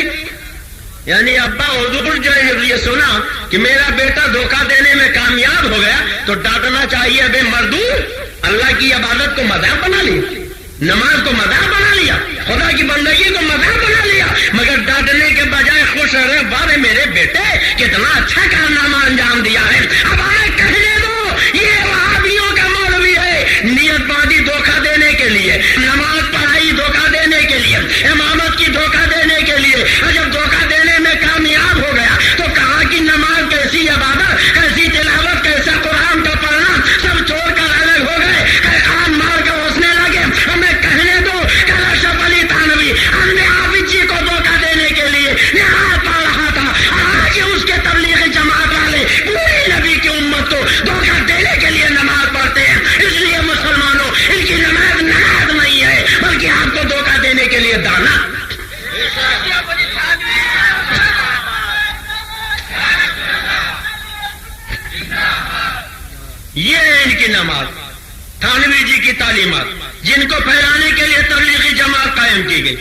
اور اگر اجازت دیجیے تو ایک دو تعلیمات اور بتا دوں کہ نہ بتاؤ؟ سننا چاہتے ہیں کہ نہیں سننا چاہتے؟ یہ دیکھیے صاحب ایک کتاب اور کتاب کا نام ہے ملفوظات حکیم الامت. یہ تھانوی کے ملفوظات اور یہ چھپی ہے دیوبند سے. کہاں سے؟ دیوبند. کیا ہے؟ اگر اجازت دیجیے یہ بھی بتا دوں. بریلی کے کوئی مولوی نہیں، خود دیوبند کا فاضل عامل عثمانی کہتا تھا دغا کی دار ہے، یاجوج کی ہے یہ اس میں، وطن فروشی کا وہ بدی کی بے اس میں، جو اس کے نون میں نعرے جہیم غلطاں تو اس کے دار سے دہقانیت نمایاں. ملے گی حرف تو بے شارہ دیوبند بنا، اب برے خمیر سے یہ شہر ناپسند بنا. فاضل دیوبند عامل عثمانی کہتے ہیں دغا کی دان، یاجوج کی یہ، وطن فروشی کا واو، بدی کی بے، نعرے جہین کا نو اور دہقانیت کا دان جب اکٹھا کیا گیا تب جا کے دیوبند بنا. یہ تمہارا مرکز اور ہمارا مرکز بریلی. بولو کیا ہے؟ زور سے بولو کیا ہے؟ یہ علماء فرماتے بریلی اصل میں بریلی جس کے معنی نجات میں ہے. گویا ہمارے مرکز کا نام ہی بتا رہا، آؤ ہمارے دامن سے وابستہ ہو جاؤ، نجات حوالے لے. تو یہ ہے دیوبند کی کتاب. اس کا صفحہ ہے 474. کون سا صفحہ ہے؟ جلد ہے 2 قسط ہے 5. لکھتے ہیں ایک روز سب لڑکوں لڑکیوں کے جوتے جمع کر کے، لڑکوں کے جوتے تو جمع ہی کیے، تھانوی جی نے لڑکیوں کے بھی جوتے جمع کیے اور ان کو برابر رکھا اور ایک جوتے کو سب کے آگے رکھا. وہ گویا امام تھا اور ان کھڑے کر کے اس پر کپڑے کی چھت بنائی، وہ مسجد قرار دی. جوتا امام، جوتا نمازی، جوتا مقتدی. معاذ اللہ. زور سے بولیے معاذ اللہ. یہ تھانوی کی تعلیمات ہیں جن کو پھیلانے کے لیے تبلیغی جماعت قائم کی گئی. اور سنو یہی کتاب ہے اور یہی صفحہ. لکھتے ہیں برسات کا زمانہ تھا، کبھی پانی برستا تھا کبھی نکل جاتا تھا. اماں کا انتقال ہو گیا تھا، ابا تھے، بھیا تھے، تھانوی جی تھے. کئی آدمی تھے؟ 3. کہتے بارش کے زمانے میں آنگن میں 3 چارپائیاں بچتی تھے، ایک ابا کی، ایک بھیا کی، ایک ہماری. 3 چارپائیاں برابر بچ جاتی. کہتے ایک مرتبہ چپکے سے کیا کیا کہ رسی اٹھائی اور لے گئے ساری چارپائیوں کے پائے کس کے باندھ دیے، خوب جگہ کے باندھ دیے، اچھی طرح رسی سے کس دیا. اب آگے لکھتے ہیں دیکھیے. کہتے ہیں باندھ کے سو گئے، پھر والد صاحب بھی آ کر لیٹ گئے. اتفاق سے بارش آئی، والد صاحب اٹھے، ہم کو بھی اٹھایا، بچپن کی نیند تھی، ہوں کر کے پھر سو گئے. یہ تو آپ جانتے ہیں اگر کوئی سو رہا ہو تو جگانا آسان ہے، اگر کوئی جاگ رہا ہو اس کو جگائیے تو جاگے گا. تب یہ تو جان بوجھ کے سوئے ہوئے تھے نا. اب ابا جگا رہے ہوں کر کے اس کروٹ، پھر جگایا ہوں کر کے اس کروٹ. کہتے ہوں کر کے لیٹ گئے. والد صاحب جلائے نہیں اٹھتے تو پڑا رہنے دیا. اپنی چارپائی گھسیٹی، بہت 3 چارپائی ایک ساتھ چلی آ رہی، ایک چارپائی گھسیٹی تو 3 چلی آ رہی. بے حد غصہ ہوئے، فرمایا ایسی ایسی حرکتیں کرتے. اب سب بھیگ رہے ہیں، چاقو ڈھونڈا، اتفاق سے جلدی میں رسی کاٹنے کے لیے چاقو بھی نہ ملا. آخر خود ہی باورچی خانے سے چاقو لائے، تلاش کر کے ان سب رسیوں کو کاٹا، تب چارپائیاں اڑ سکی. اب دیکھو ابا پریشان ہوئے، بستر بھیگا، چارپائی بھیگی. بولو بھیگی کہ نہیں؟ اور آج کیا کہتا وہ بالوالدین احسانا، ماں باپ کے ساتھ اچھا سلوک کرو. اللہ فرماتا ولا تقل لهما اف ولا تنهرهما. جب تمہارے ماں باپ بوڑھے ہو جائیں تو انہیں اف نہ کہو، انہیں جھڑکو نہیں.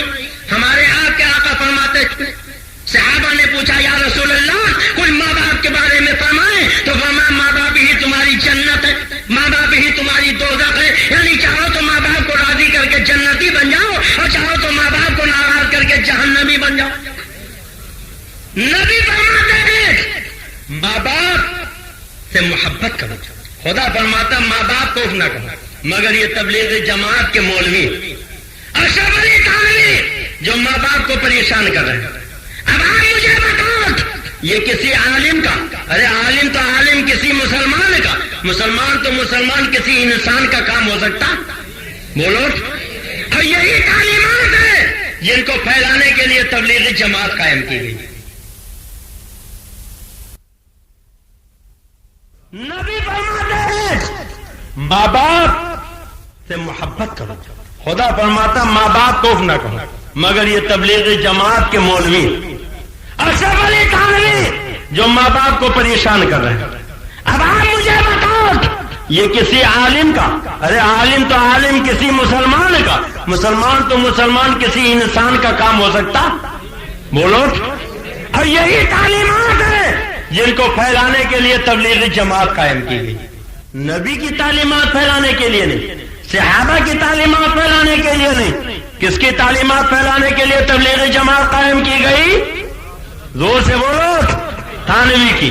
اگر اجازت دیجیے ایک تعلیم اور بتا دوں. بولیے بتا. یہی کتاب ہے. لکھتے ہیں کہ ایک دن مسجد میں سب نمازیوں کے جوتے جمع کر کے شامیانے پر پھینک دیے. جوتا چورانا آج کا نیا طریقہ نہیں، پہلے ہی سے چلا رہا.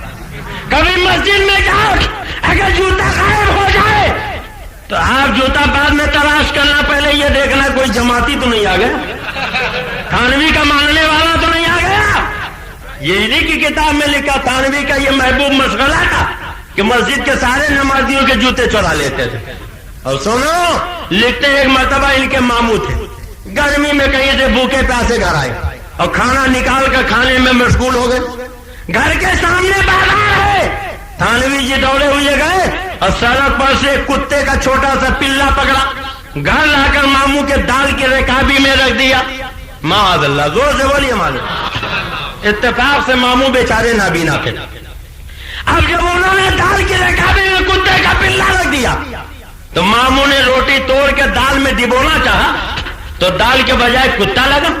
اب بیچارے روٹی چھوڑ کر کھڑے ہو گئے اور کچھ نہیں کہا. اب مجھے بتاؤ اگر دال کی رکابی میں کتے کا پلا رکھنا یہ کسی مجدد کا کام ہو سکتا؟ جوتے چورانا کسی مجدد کا کام ہو سکتا؟ ماں باپ کو پریشان کرنا کسی مجدد کا کام ہو سکتا ہے؟ نماز میں دھوکہ دینا کسی مجدد کا کام ہو سکتا ہے؟ تو ایسا مجدد وہابیوں کو مبارک ہو اور بریلی کا مجدد ہمیں مبارک ہو. یہی وہ تعلیمات ہیں جن کو پھیلانے کے لیے تبلیغ جماعت قائم کی گئی. اگر اجازت دیجیے بالکل آخری بات بتا دوں بڑی بھیانک بات ہے. یہ دیکھیے صاحب کہتے ہیں ایک روز میں پیشاب کر رہا تھا. تھانوی جی کہتے ہیں ایک دن میں موت رہا تھا. بھائی صاحب نے آ کر میرے سر پہ پیشاب کرنا شروع کر دیا.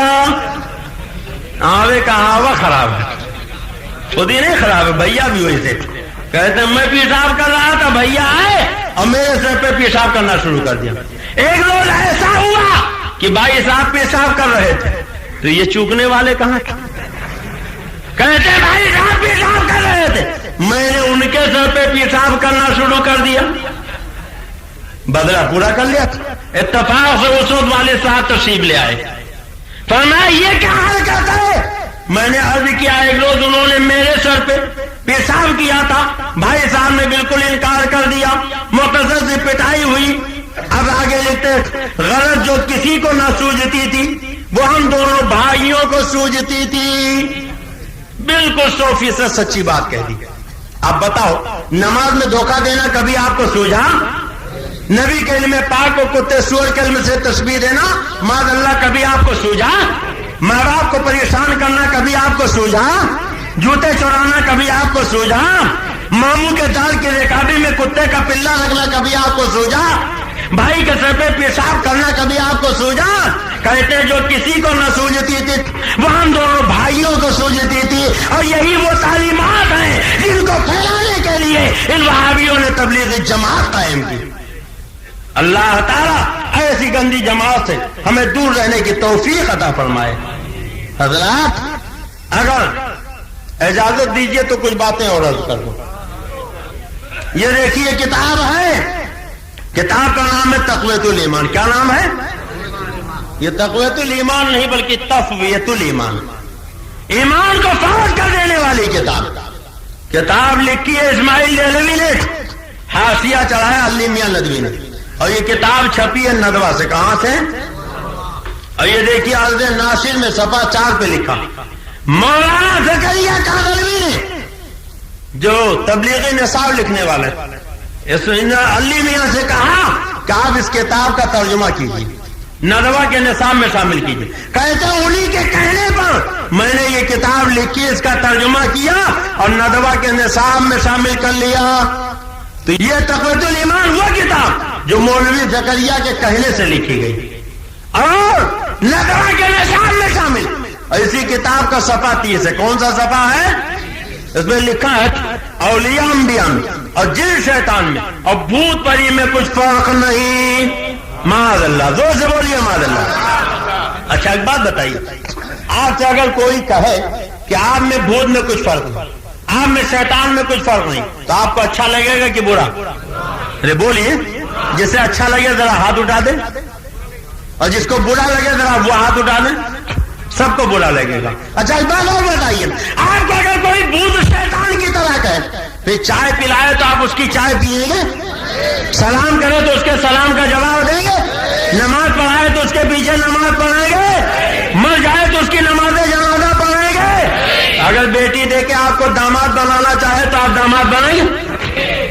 آپ کو بھوت شیطان کی طرح کہہ دے, آپ اس کی چائے نہ پیئے, ناشتہ نہ کریں, کھانا نہ کھائیں, آپ اس سے سلام کرام نہ کریں. اور ان تبلیغی جماعت والے وہابیوں دیوبندیوں نے آپ کو نہیں نبی اور رسول کو شیطان بھوت کی طرح لکھا. اب امراض والا کے مسلمانوں فیصلہ آپ کو کرنا ہے. جن وہابیوں نے نبی کو بھوت کی طرح لکھا, شیطان کی طرح لکھا, ایسے جماعتیوں کے پیچھے بولو نماز پڑھو گے؟ ان کے پیچھے نماز پڑھو گے؟ ان کے یہاں شادی بیاہ کرو گے؟ ان سے سلام کرام کرو گے؟ ان کو اپنی مسجد میں آنے دو گے؟ ان کو امام بناؤ گے؟ دیکھو یہی تبلیغ نصاب کی کتاب تقویۃ الایمان, جماعت والوں کی کتاب تقویۃ الایمان, اور اسی کتاب کا صفحہ ہے 89. کون سا صفحہ ہے؟ لکھتا ہے اور جس کا نام محمد یا علی ہے وہ کسی چیز کا مختار نہیں. معاذ اللہ, زور سے بولیے معاذ اللہ. کہتا ہے جس کا نام محمد یا علی ہے وہ کسی چیز کا مختار نہیں. آپ حضرت مولانا قادری صاحب کا نام لیں تو کہیں گے جن کا نام حضرت علامہ مولانا محمد فاضل ہے. اب نے کسی کو بڑا بتانا ہو تو جن کا بولتے, چھوٹا بتانا ہو تو جس کا بولتے. ظالم ساری خدائی کے آقا کا نام لکھتا تو جن کا نہیں بلکہ جس کا لکھتا. قرآن اٹھا کے دیکھو, اللہ تعالیٰ نے اپنے پیارے نبی کو پورے قرآن میں کہیں یا محمد کہہ کے نہیں پکارا. اللہ جس نے پیدا کیا جب اپنے نبی کو یاد کیا تو کہیں یا ایھا النبی کہا, کہیں یا ایھا الرسول کہا, کہیں رحمت للعالمین کہا, کہیں نور مبین کہا, کہیں مزمل و مدثر کہا. چہرے سے زلفیں ہٹائی تو والضحیٰ کہہ دیا, چہرے پہ زلفیں بکھیری تو اللیل اذا سجا فرما دیا, کالا کمبل اوڑھا تو یا ایھا المزمل کہہ دیا, چادر لپیٹی تو یا ایھا المدثر کہہ دیا. یا ایھا رسول کہتا ہے, طٰہٰ کہتا ہے, یاسین کہتا ہے, بشیر کہتا ہے, نذیر کہتا ہے, سراج منیر کہتا ہے, رحمت للعالمین کہتا ہے, نور مبین کہتا ہے. مگر یہ اپنے کو امتی کہلانے والا جناب تک نہیں لکھتا, سیدھے لکھتا جس کا نام محمد یا علی. معاذ اللہ, زور سے بولو معاذ اللہ. نام کے پہلے جناب تک, نام کے بعد بھی کچھ نہیں لکھتا, سیدھے لکھا جس کا نام محمد یا علی. آپ ذرا دیکھیں, 1000 بار بسوئم دہن مجھ کو غلام, ہنوز نام تو گفتن کمالے بے ادبی. یا رسول اللہ, اگر 1000 مرتبہ مجھ کو غلام سے کلیاں کریں, آپ کا نام لے پھر بھی بے ادبی ہے. اور یہ وہابی کھلا نام کے پہلے جناب تک نہیں لکھے. ہو سکتا ہے کل کوئی جماعتی یہ کہے ہم لوگ خالی اللہ کی تعریف کرتے ہیں, کسی کی تعریف نہیں کرتے. تو دھوکے میں مت رہیے گا. یہی کتاب تقویۃ الایمان, اسی کتاب کا ٹائٹل پہ اپنے ملا کا نام لکھا تو لکھا مجاہد اسلام عالم ربانی مولانا شاہ اسماعیل شہید رحمت اللہ علیہ. حضرت مولانا سید ابو الحسن علی ندوی, کلیجے پہ ہاتھ رکھ کے مسلمانوں سوچو, اپنے مولانا کا نام لکھا تو القاب و آداب کے ٹائٹل لگا دیے. مجاہد اسلام بھی لکھا, عالم ربانی بھی لکھا, مولانا صاحب بھی لکھا, شہید رحمت اللہ علیہ بھی لکھا, حضرت بھی لکھا.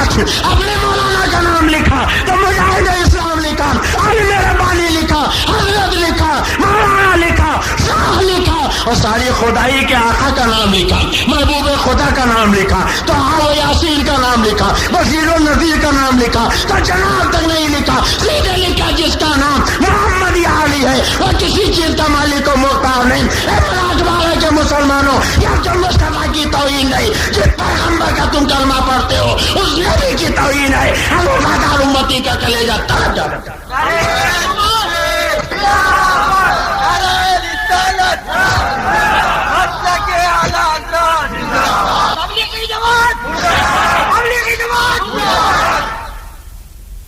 اسلامیہ کیسٹ کمپنی مالیگاؤں کی جانب سے عقائد و اعمال کو سنوارنے والی بہترین کیسٹ ہے۔ علامہ اختر رضا خان غری میاں کی آواز میں ثواب اعظم، یاد رضا، ترانہ حمد، الحاج محمد یوسف رضا قادری صاحب کی لاجواب تقریر زلزلہ، تقلید حق یا باطل، علامہ قمرالزمان اعظمی صاحب کی شاندار کیسٹیں، مفتی اعظم عالم شان نبی مولانا سید شاہ تراب الحق قادری صاحب کی تقریریں، مقام مصطفیٰ اور ترجمہ قرآن، جنگ بدر، بیماریوں کا قرآنی علاج، تقلید اور مذہب حنفی، نماز کے مسائل، روزہ کے مسائل، وضو پاکی اور زکوٰۃ کے مسائل، علامہ مشتاق احمد نظامی رحمۃ اللہ علیہ کی تقریریں، دیوبندی بولتے ہیں مگر سمجھتے نہیں، روحانیت کیا ہے، مولانا غلام محی الدین سبحانی صاحب کی کیسٹیں، پیارے نبی کی پیاری زندگی، قیامت کا منظر، علم غیب، توبہ، شان غوث اعظم، مولانا عبد المصطفیٰ حشمتی صاحب کی تقریریں، وطن کے غدار کون، کیوں نہیں ہوتے مسلمان ایک، باطل کی پہچان، دیوبند کا بے حیا مجدد جناب اویس رضا قادری صاحب کی ناقیہ کیسٹیں،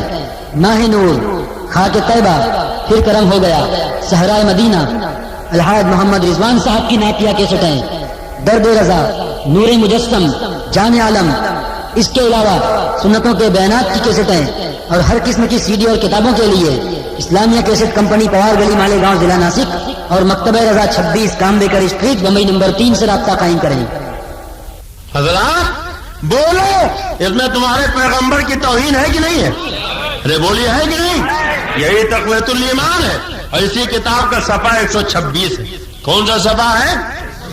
یہ دیکھیے لکھا، سارا کاروبار جہان کا اللہ ہی کے چاہنے سے ہوتا ہے، رسول کے چاہنے سے کچھ نہیں ہوتا۔ معاذ اللہ، زور سے بولیے معاذ اللہ، سب مل کے بولیے معاذ اللہ۔ اور ہمارے سرکار اعلیٰ حضرت کیا کہتے ہیں؟ امام اس کو محبت کیا کہتے ہیں؟ کون اعلیٰ؟ مان عرب نے تجھ کو یہ گانا گائے، آجم نے تیرا ترانہ، کہہ دو سبحان اللہ۔ مان عرب نے تجھ کو یہ گانا گائے، آجم نے تیرا ترانہ، اور مانے تجھ کو سارا زمانہ، ہم یہ سنت اعلیٰ حضرت۔ کون اعلیٰ حضرت؟ وہ اعلیٰ حضرت کہ چیر پڑے چوٹی کے محاورے، آگے ہر کے جبڑے، چیر پڑے چوٹی کے محاورے، آگے ہر کے جبڑے، خنجر حق کا خوب چلایا، ہم یہ سنت اعلیٰ حضرت۔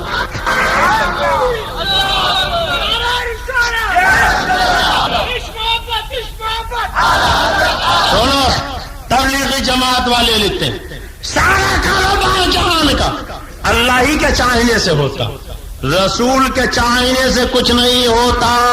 معاذ اللہ، زور سے بولو معاذ اللہ۔ اور میرے اعلیٰ حضرت فرماتے ہیں، اے جماعتیوں، اے وہابیوں، اے تبلیغیوں، وہ تمہارا ڈپلیکیٹ رسول ہوگا، وہ تمہارا بناسپتی نبی ہوگا، وہ تمہارا ڈالڈا مار کا پیغمبر ہوگا جو خدا کی چاہت کے علاوہ چاہتا۔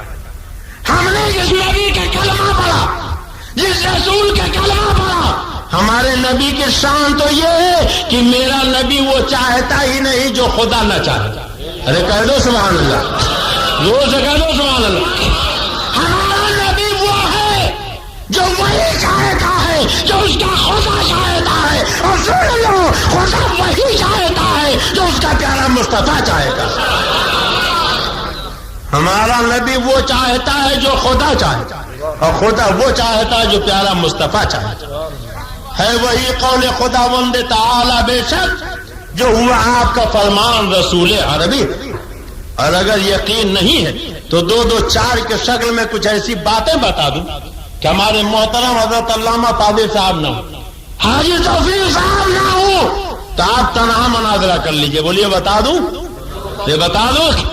جماعت والے کہتے ہیں سب اللہ کے چاہنے سے ہوتا، رسول کے چاہنے سے کچھ نہیں ہوتا۔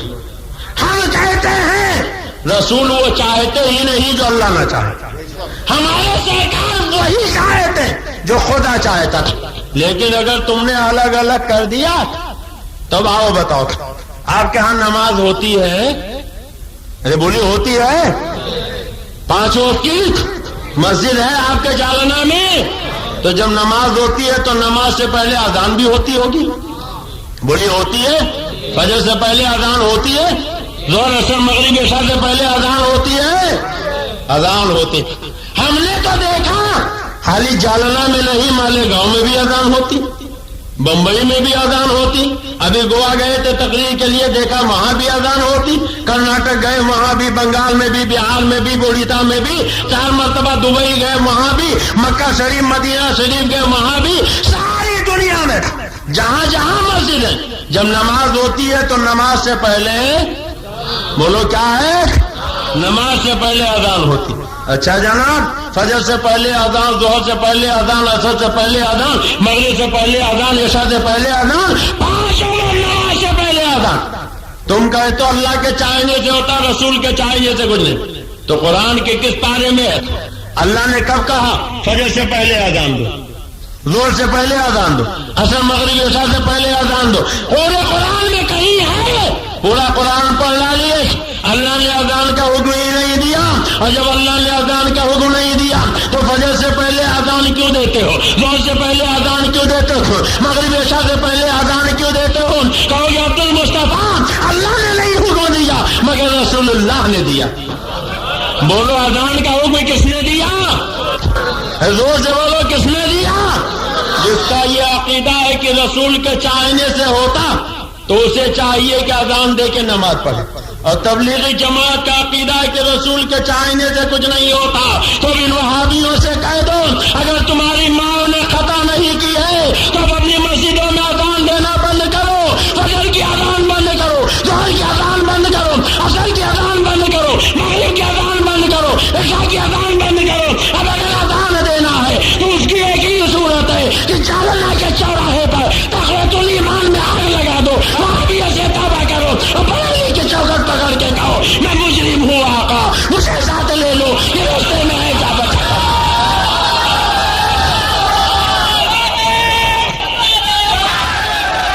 اگر اذان دینی ہے تو وہابیوں سے توبہ کرنی پڑے گی، تبلیغ سے توبہ کرنی پڑے گی، تقویت الایمان میں آگ لگانی پڑے گی، بریلی کے چوکٹ پکڑ کے کہنا پڑے گا میں مجرم ہوں آقا، مجھے ساتھ لے لو، یہ راستے میں ہے جا بجا تھانے والے۔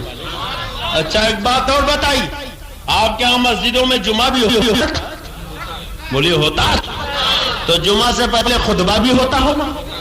سنتے ہیں کہ دیر میں جاتے ہیں، گھڑی دیکھتے رہتے ہیں، جب امام صاحب اللہ اکبر گئے تب مسجد میں پہنچے، خطبہ سننا واجب، خطبہ ہوتا ہے۔ اچھا جناب، آپ ہی کے یہاں نہیں، ہم نے تو دیکھا دیوبند میں بھی خطبہ ہوتا، اذان بھی ہوتی، ندوہ میں بھی خطبہ اذان، ساری دنیا میں خطبہ اذان۔ تو جناب یہ خطبہ جو آپ جمعہ سے پہلے دیتے ہو قرآن کے کس پارے میں لکھا؟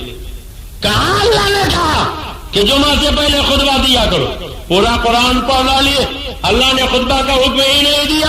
ہاں البتہ قرآن میں یہ ضرور ملتا ہے، ایک مرتبہ ہمارے سرکار مسجد نبی میں خطبہ دے رہے تھے، ایک قافلہ آ گیا، کچھ لوگ اٹھ کے چلے گئے، خطبہ نہیں سنا تو اللہ تبارک تعالیٰ نے آیت نازل کی، انہیں تنبیہ کی نبی کا خطبہ چھوڑ کے مت جایا کرو۔ ہم کہیں گے میرے مولا جب تو نے خطبہ کا حکم ہی نہیں دیا تو جو لوگ چلے گئے تھے انہیں تنبیہ کیوں کی جا رہی ہے؟ تو جواب ملے گا اگرچہ میں نے حکم نہیں دیا مگر میرے نبی نے تو حکم دیا ہے، جیسے میری بات نہ ماننے والا مجرم ہے ایسے ہی جو میرے نبی کی بات نہ مانے وہ بھی مجرم ہے۔ تو خطبہ کا حکم کس نے دیا؟ بولو کس نے دیا؟ تو جس کا یہ عقیدہ ہے کہ رسول کے چاہنے سے ہوتا وہ تو خطبہ دے کے جمعہ کی نماز پڑھیں۔ تبلیغی جماعت والوں کو خطبہ دینا چاہیے، وہابیوں کو خطبہ دینا چاہیے۔ اب ان سے کہہ دو اگر نطفہ صحیح ہے تو کل سے تم تقویت الایمان میں آگ لگاؤ، وہابیوں سے توبہ کرو، تب خطبہ دینا، بریلی کی چوکٹ پکڑ کے کہنا میں مجرم ہوں آقا، مجھے ساتھ لے لو، یہ راستے میں ہے جا بجا تھانے والے۔ اچھا ایک بات اور بتائیے، جالنا میں لوگ مرتے بھی ہیں؟ مرتے ہیں کہ نہیں مرتے؟ مرتے ہیں، یہاں بھی مرتے ہیں۔ اچھا آپ میں سے کتنے لوگوں کو نہیں مرنا، ذرا ہاتھ اٹھا دیں۔ کوئی آب حیات پی کے آیا ہو؟ اچھا صاحب کتنے لوگوں کو مرنا، ذرا وہ ہاتھ اٹھا دیں۔ اب دیکھیے کچھ بوڑھے اتنے ہی اٹھا رہے ہیں، کچھ اٹھا ہی نہیں رہے کہ ایسا نہ ہو موت کو فرشتہ دیکھ لے جلدی آ جائے۔ ارے اتنا اٹھاؤ گے تب مرو گے، اتنا اٹھاؤ گے تب مرو گے، اور نہیں اٹھاؤ گے تو بھی مرو گے۔ بولو مرو گے کہ نہیں مرو گے؟ مرنا ہے کہ نہیں مرنا؟ موت برحق ہے، سب کو مرنا ہے۔ اچھا جب آدمی مر جاتا تو مرنے کے بعد کیا ہوتا؟ نہلایا گیا، دلایا گیا، کفنایا گیا، ٹکٹی پہ لٹایا گیا، رسی سے جکڑا گیا، لے کے چل پڑے، اور ہمارے یہاں پھولوں میں بسایا گیا۔ اب یہ تو اپنا اپنا نصیبہ، کوئی کس کے جاتا، کوئی پھولوں میں بس کے جاتا، کوئی کس کے جاتا، کوئی بس کے جاتا، پھولوں میں بسانے کے بعد لے کر چلے۔ تو یوں ہی دفن نہیں کر دیا، پہلے نماز جنازہ پڑھی۔ کیا پڑھی؟ اور یہ کھرے بھی پڑھتے ہیں کہ نہیں پڑھتے؟ یہ جماعتی پڑھتے ہیں کہ نہیں پڑھتے؟ 12 کے ڈبل والے پڑھتے ہیں کہ نہیں پڑھتے؟ اچھا جناب نماز جنازہ پڑھی تو قرآن کے کس پارے میں ہے؟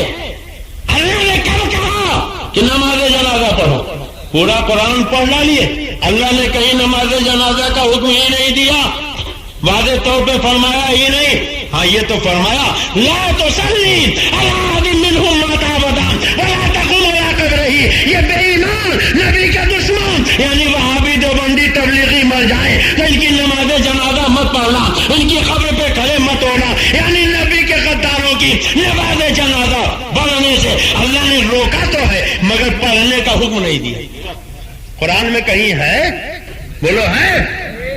اور جب نہیں ہے تب نماز جنازہ پڑھنا چاہیے؟ ان وہابیوں کا عقیدہ رسول کے چاہنے سے کچھ نہیں ہوتا، تو ان سے کہہ دو اب تم اپنے مردوں کو نماز جنازہ نہ پڑھو، ترکی پہ لٹاؤ، رسی سے جکڑو اور لے جا کے یا تو پھونک دو یا دریا میں تیرا دو۔ اگر نماز جنازہ پڑھنی ہے تو تقویت الایمان میں آگ لگانی پڑے گی، وہابیت سے توبہ کرنا پڑے گا، تبلیغی جماعت کا ساتھ چھوڑنا پڑے گا، اور بریلی کی چوکٹ پکڑ کے چلنا پڑے گا۔ میں مجرم ہوں آقا، مجھے ساتھ لے لو، یہ رستے میں جا بجاتا نہیں بات۔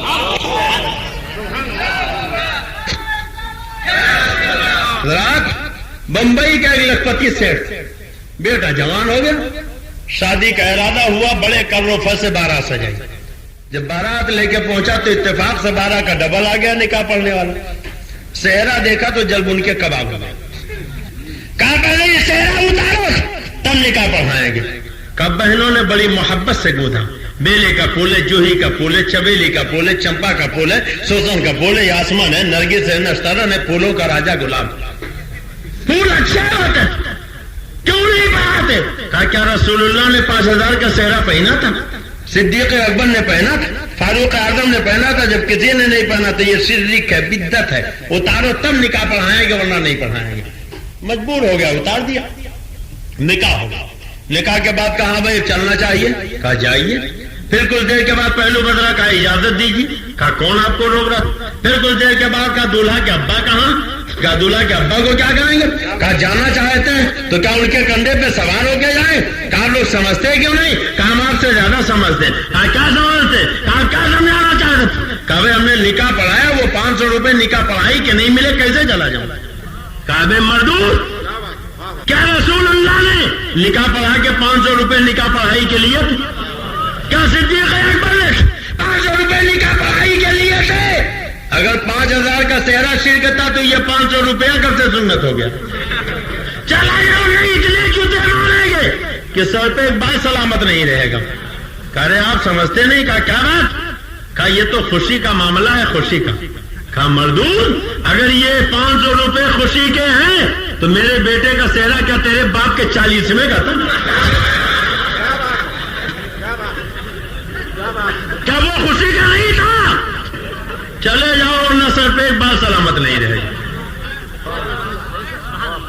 اذان نبی کے چاہنے سے دی جاتی ہے، خطبہ نبی کے چاہنے سے پڑھا جاتا تھا، نماز جنازہ نبی کے کہنے پہ پڑھی جاتی ہے۔ اور میں تو کہتا ہوں نماز بھی نہیں پڑھ سکتے۔ اللہ نے کہہ دیا اقیموا الصلاۃ، نماز قائم کرو۔ کب پڑھو اللہ نے نہیں کہا، کتنی پڑھو اللہ نے نہیں کہا، کیسے پڑھو اللہ نے نہیں کہا۔ مولا تو نے کہہ دیا نماز پڑھو، مکمل طریقہ کیوں نہیں بتا دیا؟ تو جواب ملے گا 14ویں صدی میں کچھ ایسے کھرے پیدا ہونے والے جو کہیں گے رسول کے چاہنے سے کچھ نہیں ہوتا، تو میں نے تو صرف اتنا چاہا نماز پڑھو، اب کیسے پڑھو؟ جیسے میرے نبی چاہے ویسے پڑھو، کتنی پڑھو؟ جتنا میرے نبی چاہے اتنی پڑھو۔ کب پڑھو؟ جب میرا نبی چاہے تب پڑھو۔ کیا کیا پڑھو؟ جو میرا نبی چاہے وہ پڑھو۔ ہمیں کہنے دو، اگر نبی کی چاہت چھوڑ دو گے تو 2 رکعت نماز بھی نہیں پڑھ سکتے۔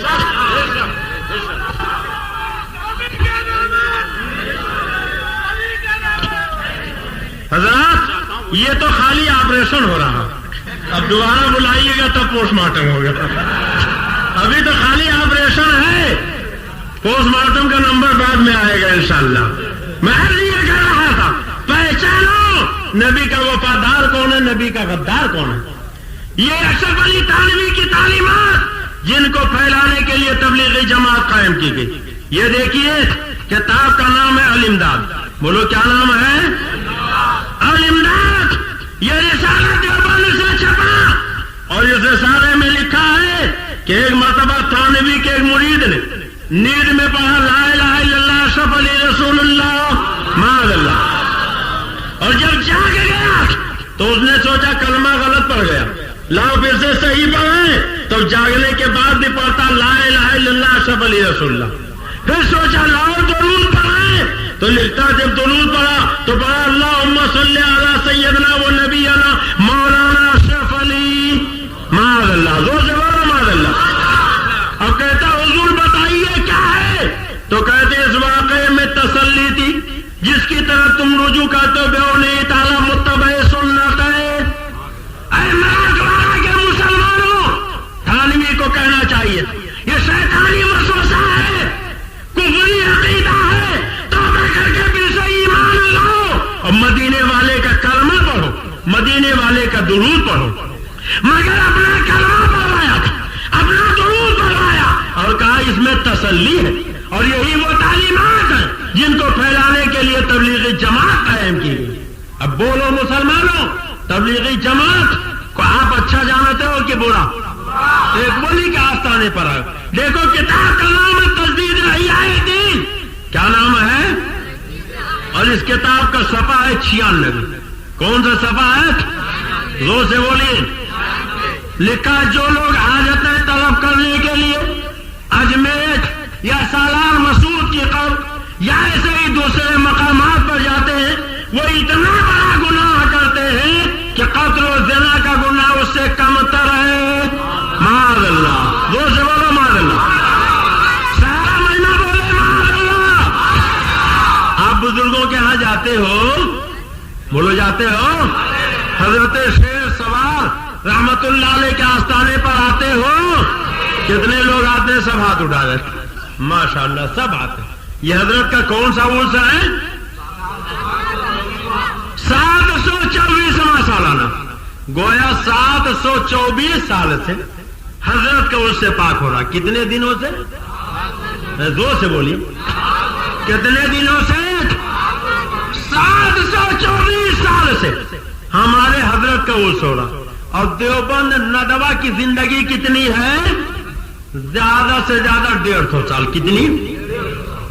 تو مزاروں پر جانے والوں کو شرک کرنے والے، مزار پہ جانے والوں کو قبر پشواتی دردی کرنے والے، ان کی زندگی کتنی؟ اور جاننے والوں کی جاننے میں کتنی؟ 724 سال۔ اب آپ بتاؤ جو 724 سال پرانی بات ہو وہ صحیح ہے یا 150 سال کی؟ ہم ایسی کوئی کتابیں قابل ضبط سمجھتے ہیں کہ جن کو پڑھ کے بیٹے باپ کو خبتی سمجھتے ہیں، اور حضرت کا عرس تو 724 سال سے ہو رہا۔ مگر آج ہی عطائے رسول ہند الولی خواجہ سرکار غریب نواز اجمیری کا عرس ہوا۔ سبحان اللہ، سب مل کے کہہ دو سبحان اللہ۔ سرکار غریب نواز کا کون سا عرس تھا؟ جی 790 سالانہ۔ کون سا عرس تھا؟ 790 سالانہ۔ گویا 790 سال سے ہند کے راجا، ہم سب کے خواجہ عطائے رسول غریب نواز کا وہ سو رہا. بولو کب سے ہو رہا؟ کب سے ہو رہا؟ بریلی شریف کو 100 سال, دیوبند کو 150 سال, اور خواجہ کا عرض کتنے دنوں سے؟ کہتے ہیں بریلی کے اعلیٰ حضرت نے بدعت رائج کی, انہوں نے عرس شروع کیا, انہوں نے چادر کاغذ شروع کیا, انہوں نے یہ عرسوں پہ حاضری دلائی. ارے 790 سال سے خواجہ غریب نواز کا عرس ہو رہا ہے, 724 سال سے حضرت احمد شیر سہار کا عرس ہو رہا ہے, اور تم نے کسے شرک و بدعت کہنا شروع کیا؟ تو بریلی کے تاجدار نے کوئی نیا طریقہ نہیں شروع کیا جو 724 سال پرانا تھا, 790 سال پرانا تھا, جسے تم مٹانا چاہتے تھے.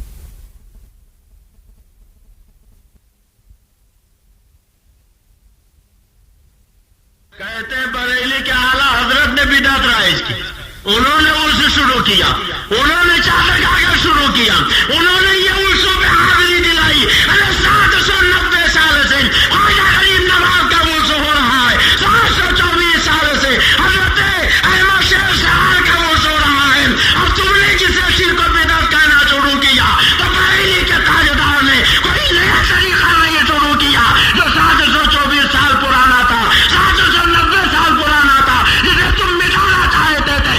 امام احمد رضا نے اسی طریقے کو زندہ کر دیا. اعلیٰ حضرت کا مسلک نیا مسلک نہیں. اور ہمارے یہاں اتر پردیش میں ایک آستانہ حضرت سید سالار مسعود غازی کا, ان کا تو یہ سال 999 سالانہ اس کون تھا؟ 999 سالانہ. تو گویا ہندوستان میں مزار پہ جانے والے, وہ سے کرنے والے, اللہ والوں کے یہاں حاضری دینے والے کتنے پرانے ہیں؟ 1000. اور میں تو کہتا ہوں 1000 کی.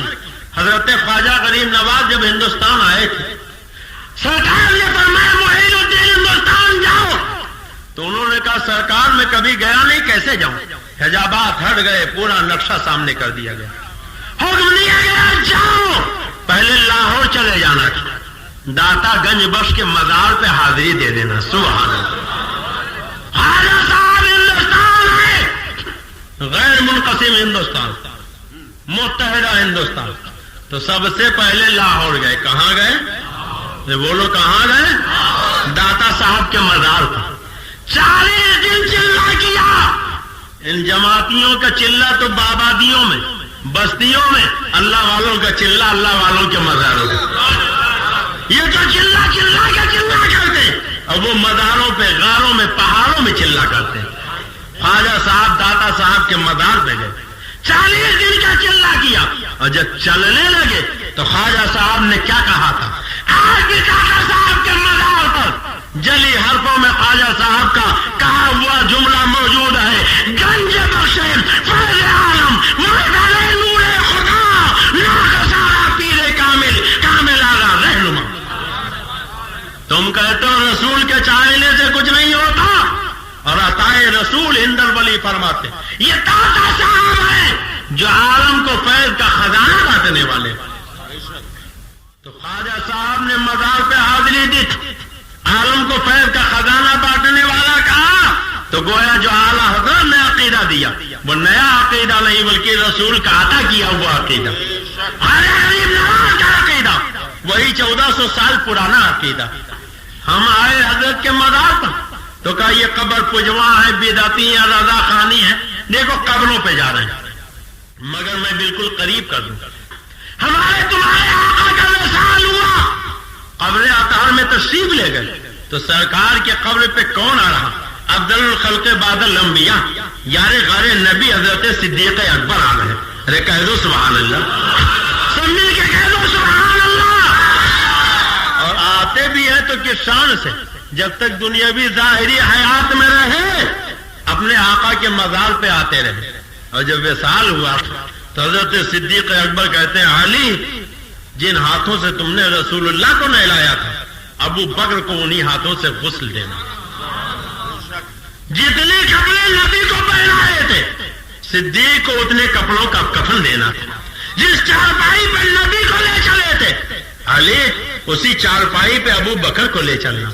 اور اے علی, जिस कंधे पे नबी को उठाया था उसी कंधे पे सिद्दीक को उठाना और से आके रसूल के रोजे के सामने लेटा देना। सुभान अल्लाह। कहां लेटाना? ये बोलो कहां लेटाना? कहते कब्र पे जाने वाले कब्र पुजवा, कब्र पे जाने वाले बिदअती, कब्र पे जाने वाले रजा खानी, कब्रों पे जाना खतर देना से बदतर है माशाअल्लाह। मगर ये देखो सिद्दीक अकबर जिंदगी भर तो चाहते ही रहे, विसाल के बाद भी कहते मुझे रसूल के कब्र पे ले जाना।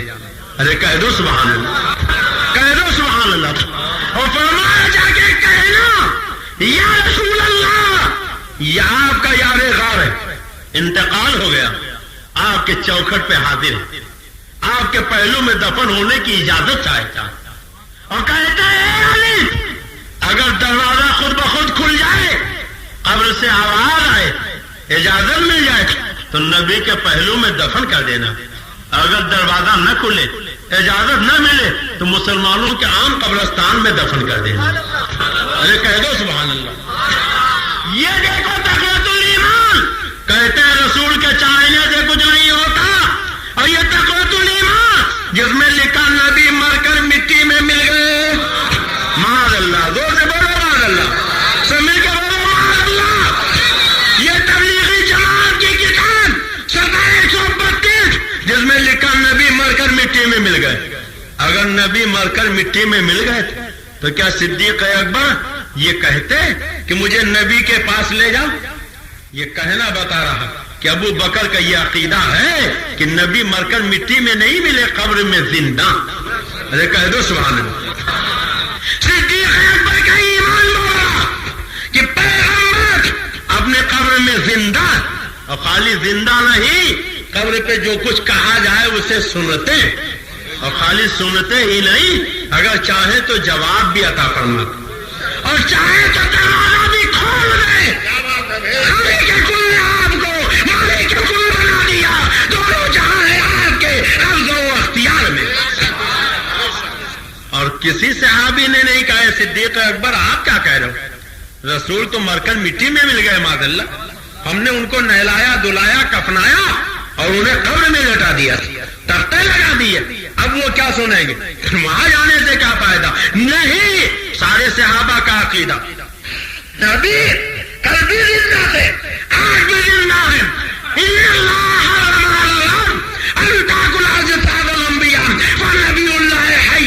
बेशक अल्लाह ने जमीन पे हराम करार दे दिया कि अंबिया के जिस्मों को खाए, नबी अपनी कब्रों में जिंदा।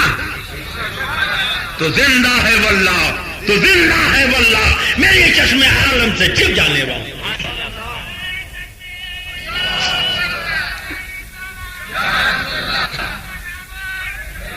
कोई एक तो सहाबी कहता कि अबू बकर जो नबी मर गए माशाअल्लाह, उनके यहां ले जाने से क्या फायदा? वो क्या सुनेंगे? दरवाजा खुद ब खुद कैसे खुलेगा? वो कैसे इजाजत देंगे?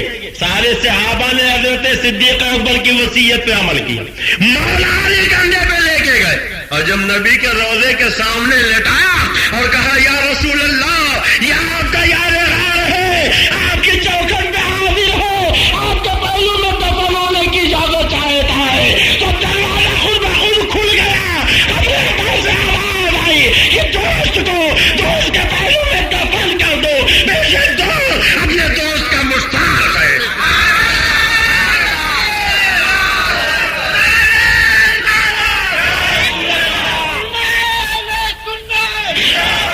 तो जिंदा है वल्लाह, तो जिंदा है वल्लाह, मेरे चश्मे आलम से छिप जाने वाले। कल भी जिंदा थे मेरे आका, आज भी जिंदा है मेरे आका। कौन नहीं जानता? हमारी माँ, तुम्हारी माँ, सारी उम्मत की माँ हजरत आयशा भी जाती थी अपने शौहरे नामदार के कब्र पर। कहते हैं कब्र पुजमा है, बिदअती है, रजा खानी कब्र पे जाने वाले। फरमाती हजरत आयशा कि पहले मैं बेहजाब जाती थी और बाद में अच्छी तरह चेहरे ढक के जाने लगी। तो लोगों ने कहा उम्मुल मोमिनीन, अब आप इतना एहतमाम क्यों करते? कहा पहले एक मेरे वालिद अबू बकर थे, दूसरे मेरे शौहर सैयदुल अंबिया थे, अब तीसरे गैर उमर वहां आराम कर रहे हैं, इसलिए मैं चेहरा अच्छी तरह ढक के जाती हूँ। गोया हमारी तुम्हारी माँ का अकीदा बोल रहा है, कब्र में लेटने वाला जिंदा है, आने वाले को देख रहा है, कभी तो चेहरे को अच्छी तरह ढक के जा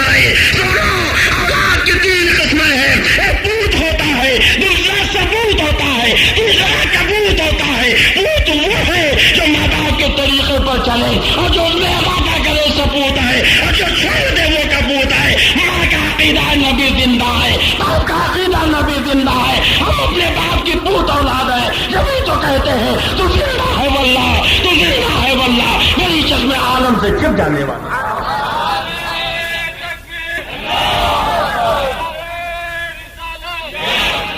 تو ہم الحمدللہ نئے طریقے پر خدا حدیث میں سرکار اپنی ماں کی قبر پہ گئے, صحابہ کو ساتھ لے کے گئے.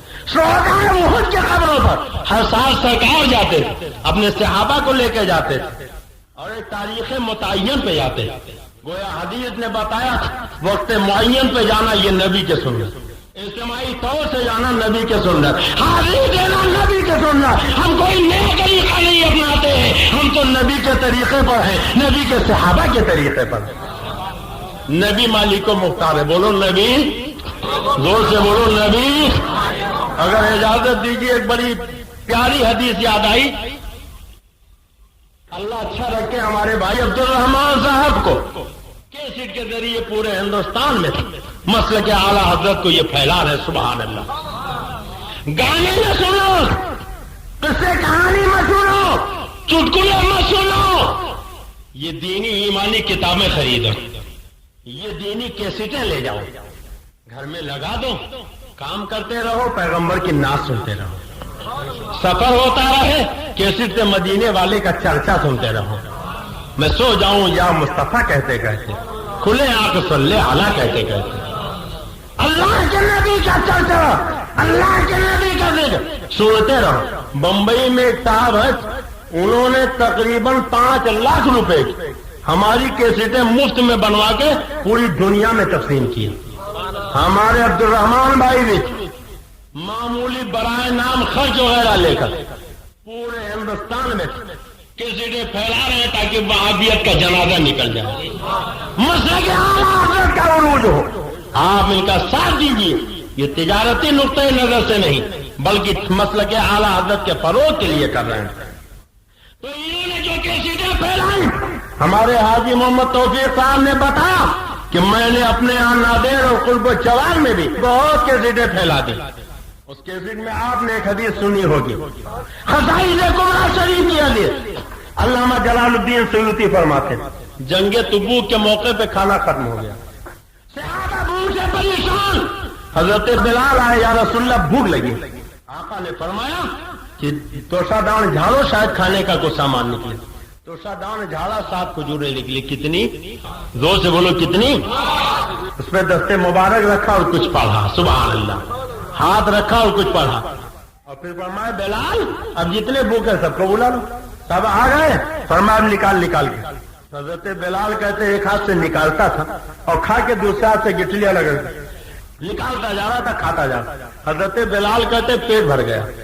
7 کھجوروں میں پیٹ بھرے گا؟ بولیے بھرے گا؟ کہتے پیٹ بھر گیا. بڑا تعجب ہوا. فرماتے ہیں کہ اور میرے ہی نہیں پیٹ بھرا, جتنے لوگ کھا رہے تھے سب کا پیٹ بھر گیا. اب تو اور تعجب ہوا. سوچا لاؤ شمار تو کرے, ہم نے کتنی کھجوریں کھائی. تو کہتے ایک ہاتھ سے گٹھلیاں رکھتا جا رہا. جب میں نے گٹھلیوں کو شمار کیا تو تنہا میں نے جو کھائی تھی وہ 54 کھجوریں تھیں. سبحان اللہ. زور سے کہہ دو سبحان اللہ. حضرت بلال نے کتنی کھائی اور لوگ منہ دیکھ رہے. ارے صحابی کی طرح تو کوئی غوث قطب بھی نہیں ہو سکتا, مگر ہمارے صفدر بھائی کی طرح رہے ہوں تو 54 سے آگے 60-70 کھایا ہوگا. میری طرح رہے ہوں تو 150 سے تو کم نہ کھایا ہوگا. سب نے کھایا, سب کے پیٹ رہ گئے. حضرت بلال کہتے ہیں اب تو بڑا تعجب ہو کہ 7 میں سے 54 میں نے کھایا, میرے سارے ساتھیوں نے کھایا. کہتے ہیں میں سوچنے لگا اگر سرکار ہاتھ ہٹا دیتے میں دیکھتا بچی کے دیکھ, اور جب سرکار نے ہاتھ ہٹایا تو فرماتے میں نے دیکھا کہ خدا کی قسم 7 کے 7 کھجوریں اب بھی موجود ہیں. ارے زور سے کہہ دو سبحان اللہ. یہ قصہ کہانی نہیں, یہ نبی کی حدیث سنا رہا. آقا فرماتے بلال ان کھجوروں کو سنبھال کے رکھ لو, خرچ مت کرنا, پھر کام آئیں گے. رکھ لیا. پھر دوسرے دن بلال آیا, آقا بھوک لگی. کھجوریں کیا ہوئی سرکار رکھی ہے, لاؤ. پھر لائے, پھر سامنے رکھا, پھر ہاتھ رکھا, پھر پڑھا. حضرت بلال کہتے دوسرے دن کھانے والے 10 تھے, سب نے کھایا, پیٹ بھر گیا. پھر سرکار نے ہاتھ لگایا تو دیکھا 7 کے 7 اب بھی موجود. اسی طرح روز کھلاتے رہے. اور جب مدینہ قریب آیا تو آقا نے ایک بچے کو بلا کے دے دیا، وہ مسکرا کے کھاتا چلا گیا۔ سرکار فرماتے بلال مجھے شرم آتی ہے، ورنہ ان کھجوروں کو مدینہ لے جاتا اور پورے مدینے والوں کو ان 7 کھجوروں میں آسودہ کر دیتا۔ کبھی تو بریلی کا تاجدار پکار اٹھا، مالک کونین ہے، وہ پاس کچھ رکھتے نہیں، تو جہاں کی نعمتیں ہیں ان کے خالی ہاتھ میں۔ اور تاجدار اہل سنت سرکار مفتی اعظم کہتے ہیں یا رسول اللہ، کھاتے ہیں تیرے در کا، پیتے ہیں تیرے در کا، پانی ہے تیرا پانی، دانا ہے تیرا دانا۔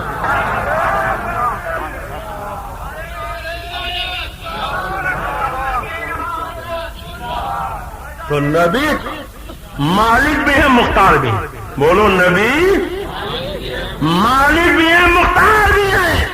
اب یہ وہابی کھلے کہتے ہیں کسی چیز کا مالک کو مختار نہیں۔ ہم قبروں پر جاتے ہیں تو کیا کہتے ہیں، یہ قبر پجواں ہے بدعتی رضا خانی۔ اب خالی آخری بات، یہ کتاب کا نام ہے ارواح ثلاثہ۔ کیا نام ہے اس کتاب کا؟ صفحہ 339۔ کہتے ہیں ایک مرتبہ نانوتا میں جاڑا بخار کی کثرت ہو گئی۔ آپ کے جالنا میں اگر جوڑی بخار پڑ جائے، آپ ڈاکٹر کے ہاں جاؤ گے، وید کے ہاں جاؤ گے، حکیم کے ہاں جاؤ گے، ٹیبلٹ لوگے، کیپسول لوگے، انجیکشن لگواؤ، بولو یہ ہوگا کہ نہیں؟ مگر جب ان کے نانوتا میں جوڑی بخار پڑا تو نہ ڈاکٹر کے ہاں گئے، نہ وید کے ہاں گئے، نہ حکیم کے ہاں گئے، نہ ٹیبلٹ لیا، نہ انجیکشن لیا، نہ کیپسول لیا۔ کہاں گئے؟ سیدھے اپنے مولانا کی مرگھٹ پہ گئے، اور خالی گئے نہیں، کہتے سو جو سر مولانا کی قبر سے مٹی لے جا کر باندھ لیتا اسے ہی آرام ہو جاتا۔ ہم آئے حضرت شیر سوار کے آستانے پر، گلاب کے پنکھڑی اٹھا کے ہونٹ پہ رکھ لیں تو کہتے ہیں یہ قبر پجوا ہے، بدعتی ہے، رضا خانی ہے، دیکھو قبر کا پھول کھا رہے تھے۔ ارے ہم تو قبر پجوا کہنے والوں، تم تو قبر چٹوا ہو۔ ارے بولو ہے کہ نہیں؟ تم تو قبر چٹوا ہو۔ یہ تمہارے دیوبند کی کتاب ہے۔ کہتے ہیں جو مولانا کے مرگٹ کی مٹی اٹھا کے باندھ لے اسے آرام ہو جائے۔ بس اس کثرت سے مٹی لے گئے کہ جب بھی قبر پہ مٹی ڈلواؤں تب ہی ختم۔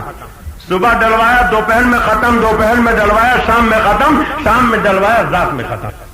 کئی مرتبہ ڈال چکا تو پریشان ہو کر ایک دفعہ مولانا کی قبر پر جا کر کہا، کہاں جا کے کہا، ہم حضرت شیر سوار کے قبر پہ آ کے کچھ کہیں، حضرت خواجہ غریب نواز کے قبر پہ جا کے کچھ کہیں تو کہتے یہ قبر پجوا ہے، بدعتی ہے، رضا خانی ہے، اللہ کے بجائے قبر پہ کہہ رہے۔ اور یہ توحید کے ٹھیکیدار اپنے ملا کے مرگھٹ پہ جا کے کہہ رہے، قبر پہ جا کے کہا۔ کیا کہا؟ دیکھو کہتے ہیں کہ ہماری مصیبت ہو گئی، آپ کی کرامت ہو گئی، کھری کھری سنا رہے۔ اب دیکھو کہتے ہیں یاد رکھو اگر آپ کے کوئی اچھا ہوا تو مٹی نہ ڈالیں گے، ایسے ہی پڑے رہیو، لوگ جوتا پہنے تمہارے اوپر ایسے ہی چلیں گے۔ آگے لکھتے ہیں بس اسی دن سے پھر کسی کو آرام نہ ہوا، جیسے صورت آرام کی ہوئی تھی ویسے ہی یہ صورت ہوئی کہ اب آرام نہیں ہوتا، پھر لوگوں نے مٹی لے جانا بند کر دیا۔ کیا سمجھے؟ پتا چلا اپنے ملا کی بات آئی تو اختیار والا بھی مانا، صاحب تصرف بھی مانا، قبر میں زندہ بھی مانا، سننے والا بھی مانا، غیرتا بھی مانا، اپنے ملا کی مرگھٹ پہ بھی گئے۔ ہمیں کہنے دو، جاتے تم بھی ہو جاتے ہم بھی ہیں، مانتے تم بھی ہو مانتے ہم بھی ہیں، فرق یہ ہے اللہ والوں کے ہاں جاتے تھے اور وہابیوں دیوبندی ملاؤں کے ہاں تم جاتے ہیں۔ تو وہابی ملاؤں کی محبت تمہیں مبارک، اللہ والوں کی محبت ہمیں مبارک۔ قرآن کہتا ہے وَمِنَ النَّاسِ مَن يَقُولُ آمَنَّا بِاللَّهِ وَبِالْيَوْمِ الْآخِرِ وَمَا هُمْ بِمُؤْمِنِينَ۔ کچھ لوگ لا الہ الا اللہ بھی پڑھتے ہیں، قیامت پر ایمان لانے کا دعویٰ بھی کرتے ہیں، وَمَا هُمْ بِمُؤْمِنِينَ، مگر یہ مومن نہیں۔ اے جالنا اور مراٹھ والا کے سنی مسلمانوں، بولو بات سمجھ میں آ گئی؟ سمجھ میں آ گئی؟ اب آخر میں آپ سے پوچھتا ہوں، حضرت شیر سوار کو گواہ بنا کے، غوث و خواجہ کو گواہ بنا کے، مدینے والے آقا کو گواہ بنا کے اب یہ وعدہ کرو کہ نبی کے ان خطاؤں اور وہابیوں دیوبندیوں سے کوئی تعلق نہیں رکھو گے۔ بولو تعلق رکھو گے؟ ان سے رشتہ ناتا قائم کرو گے؟ ان سے سلام کلام کرو گے؟ ان کے پیچھے نماز پڑھو گے؟ ان کی نماز جنازہ پڑھو گے؟ قرآن کہتا لا تصلی علی احد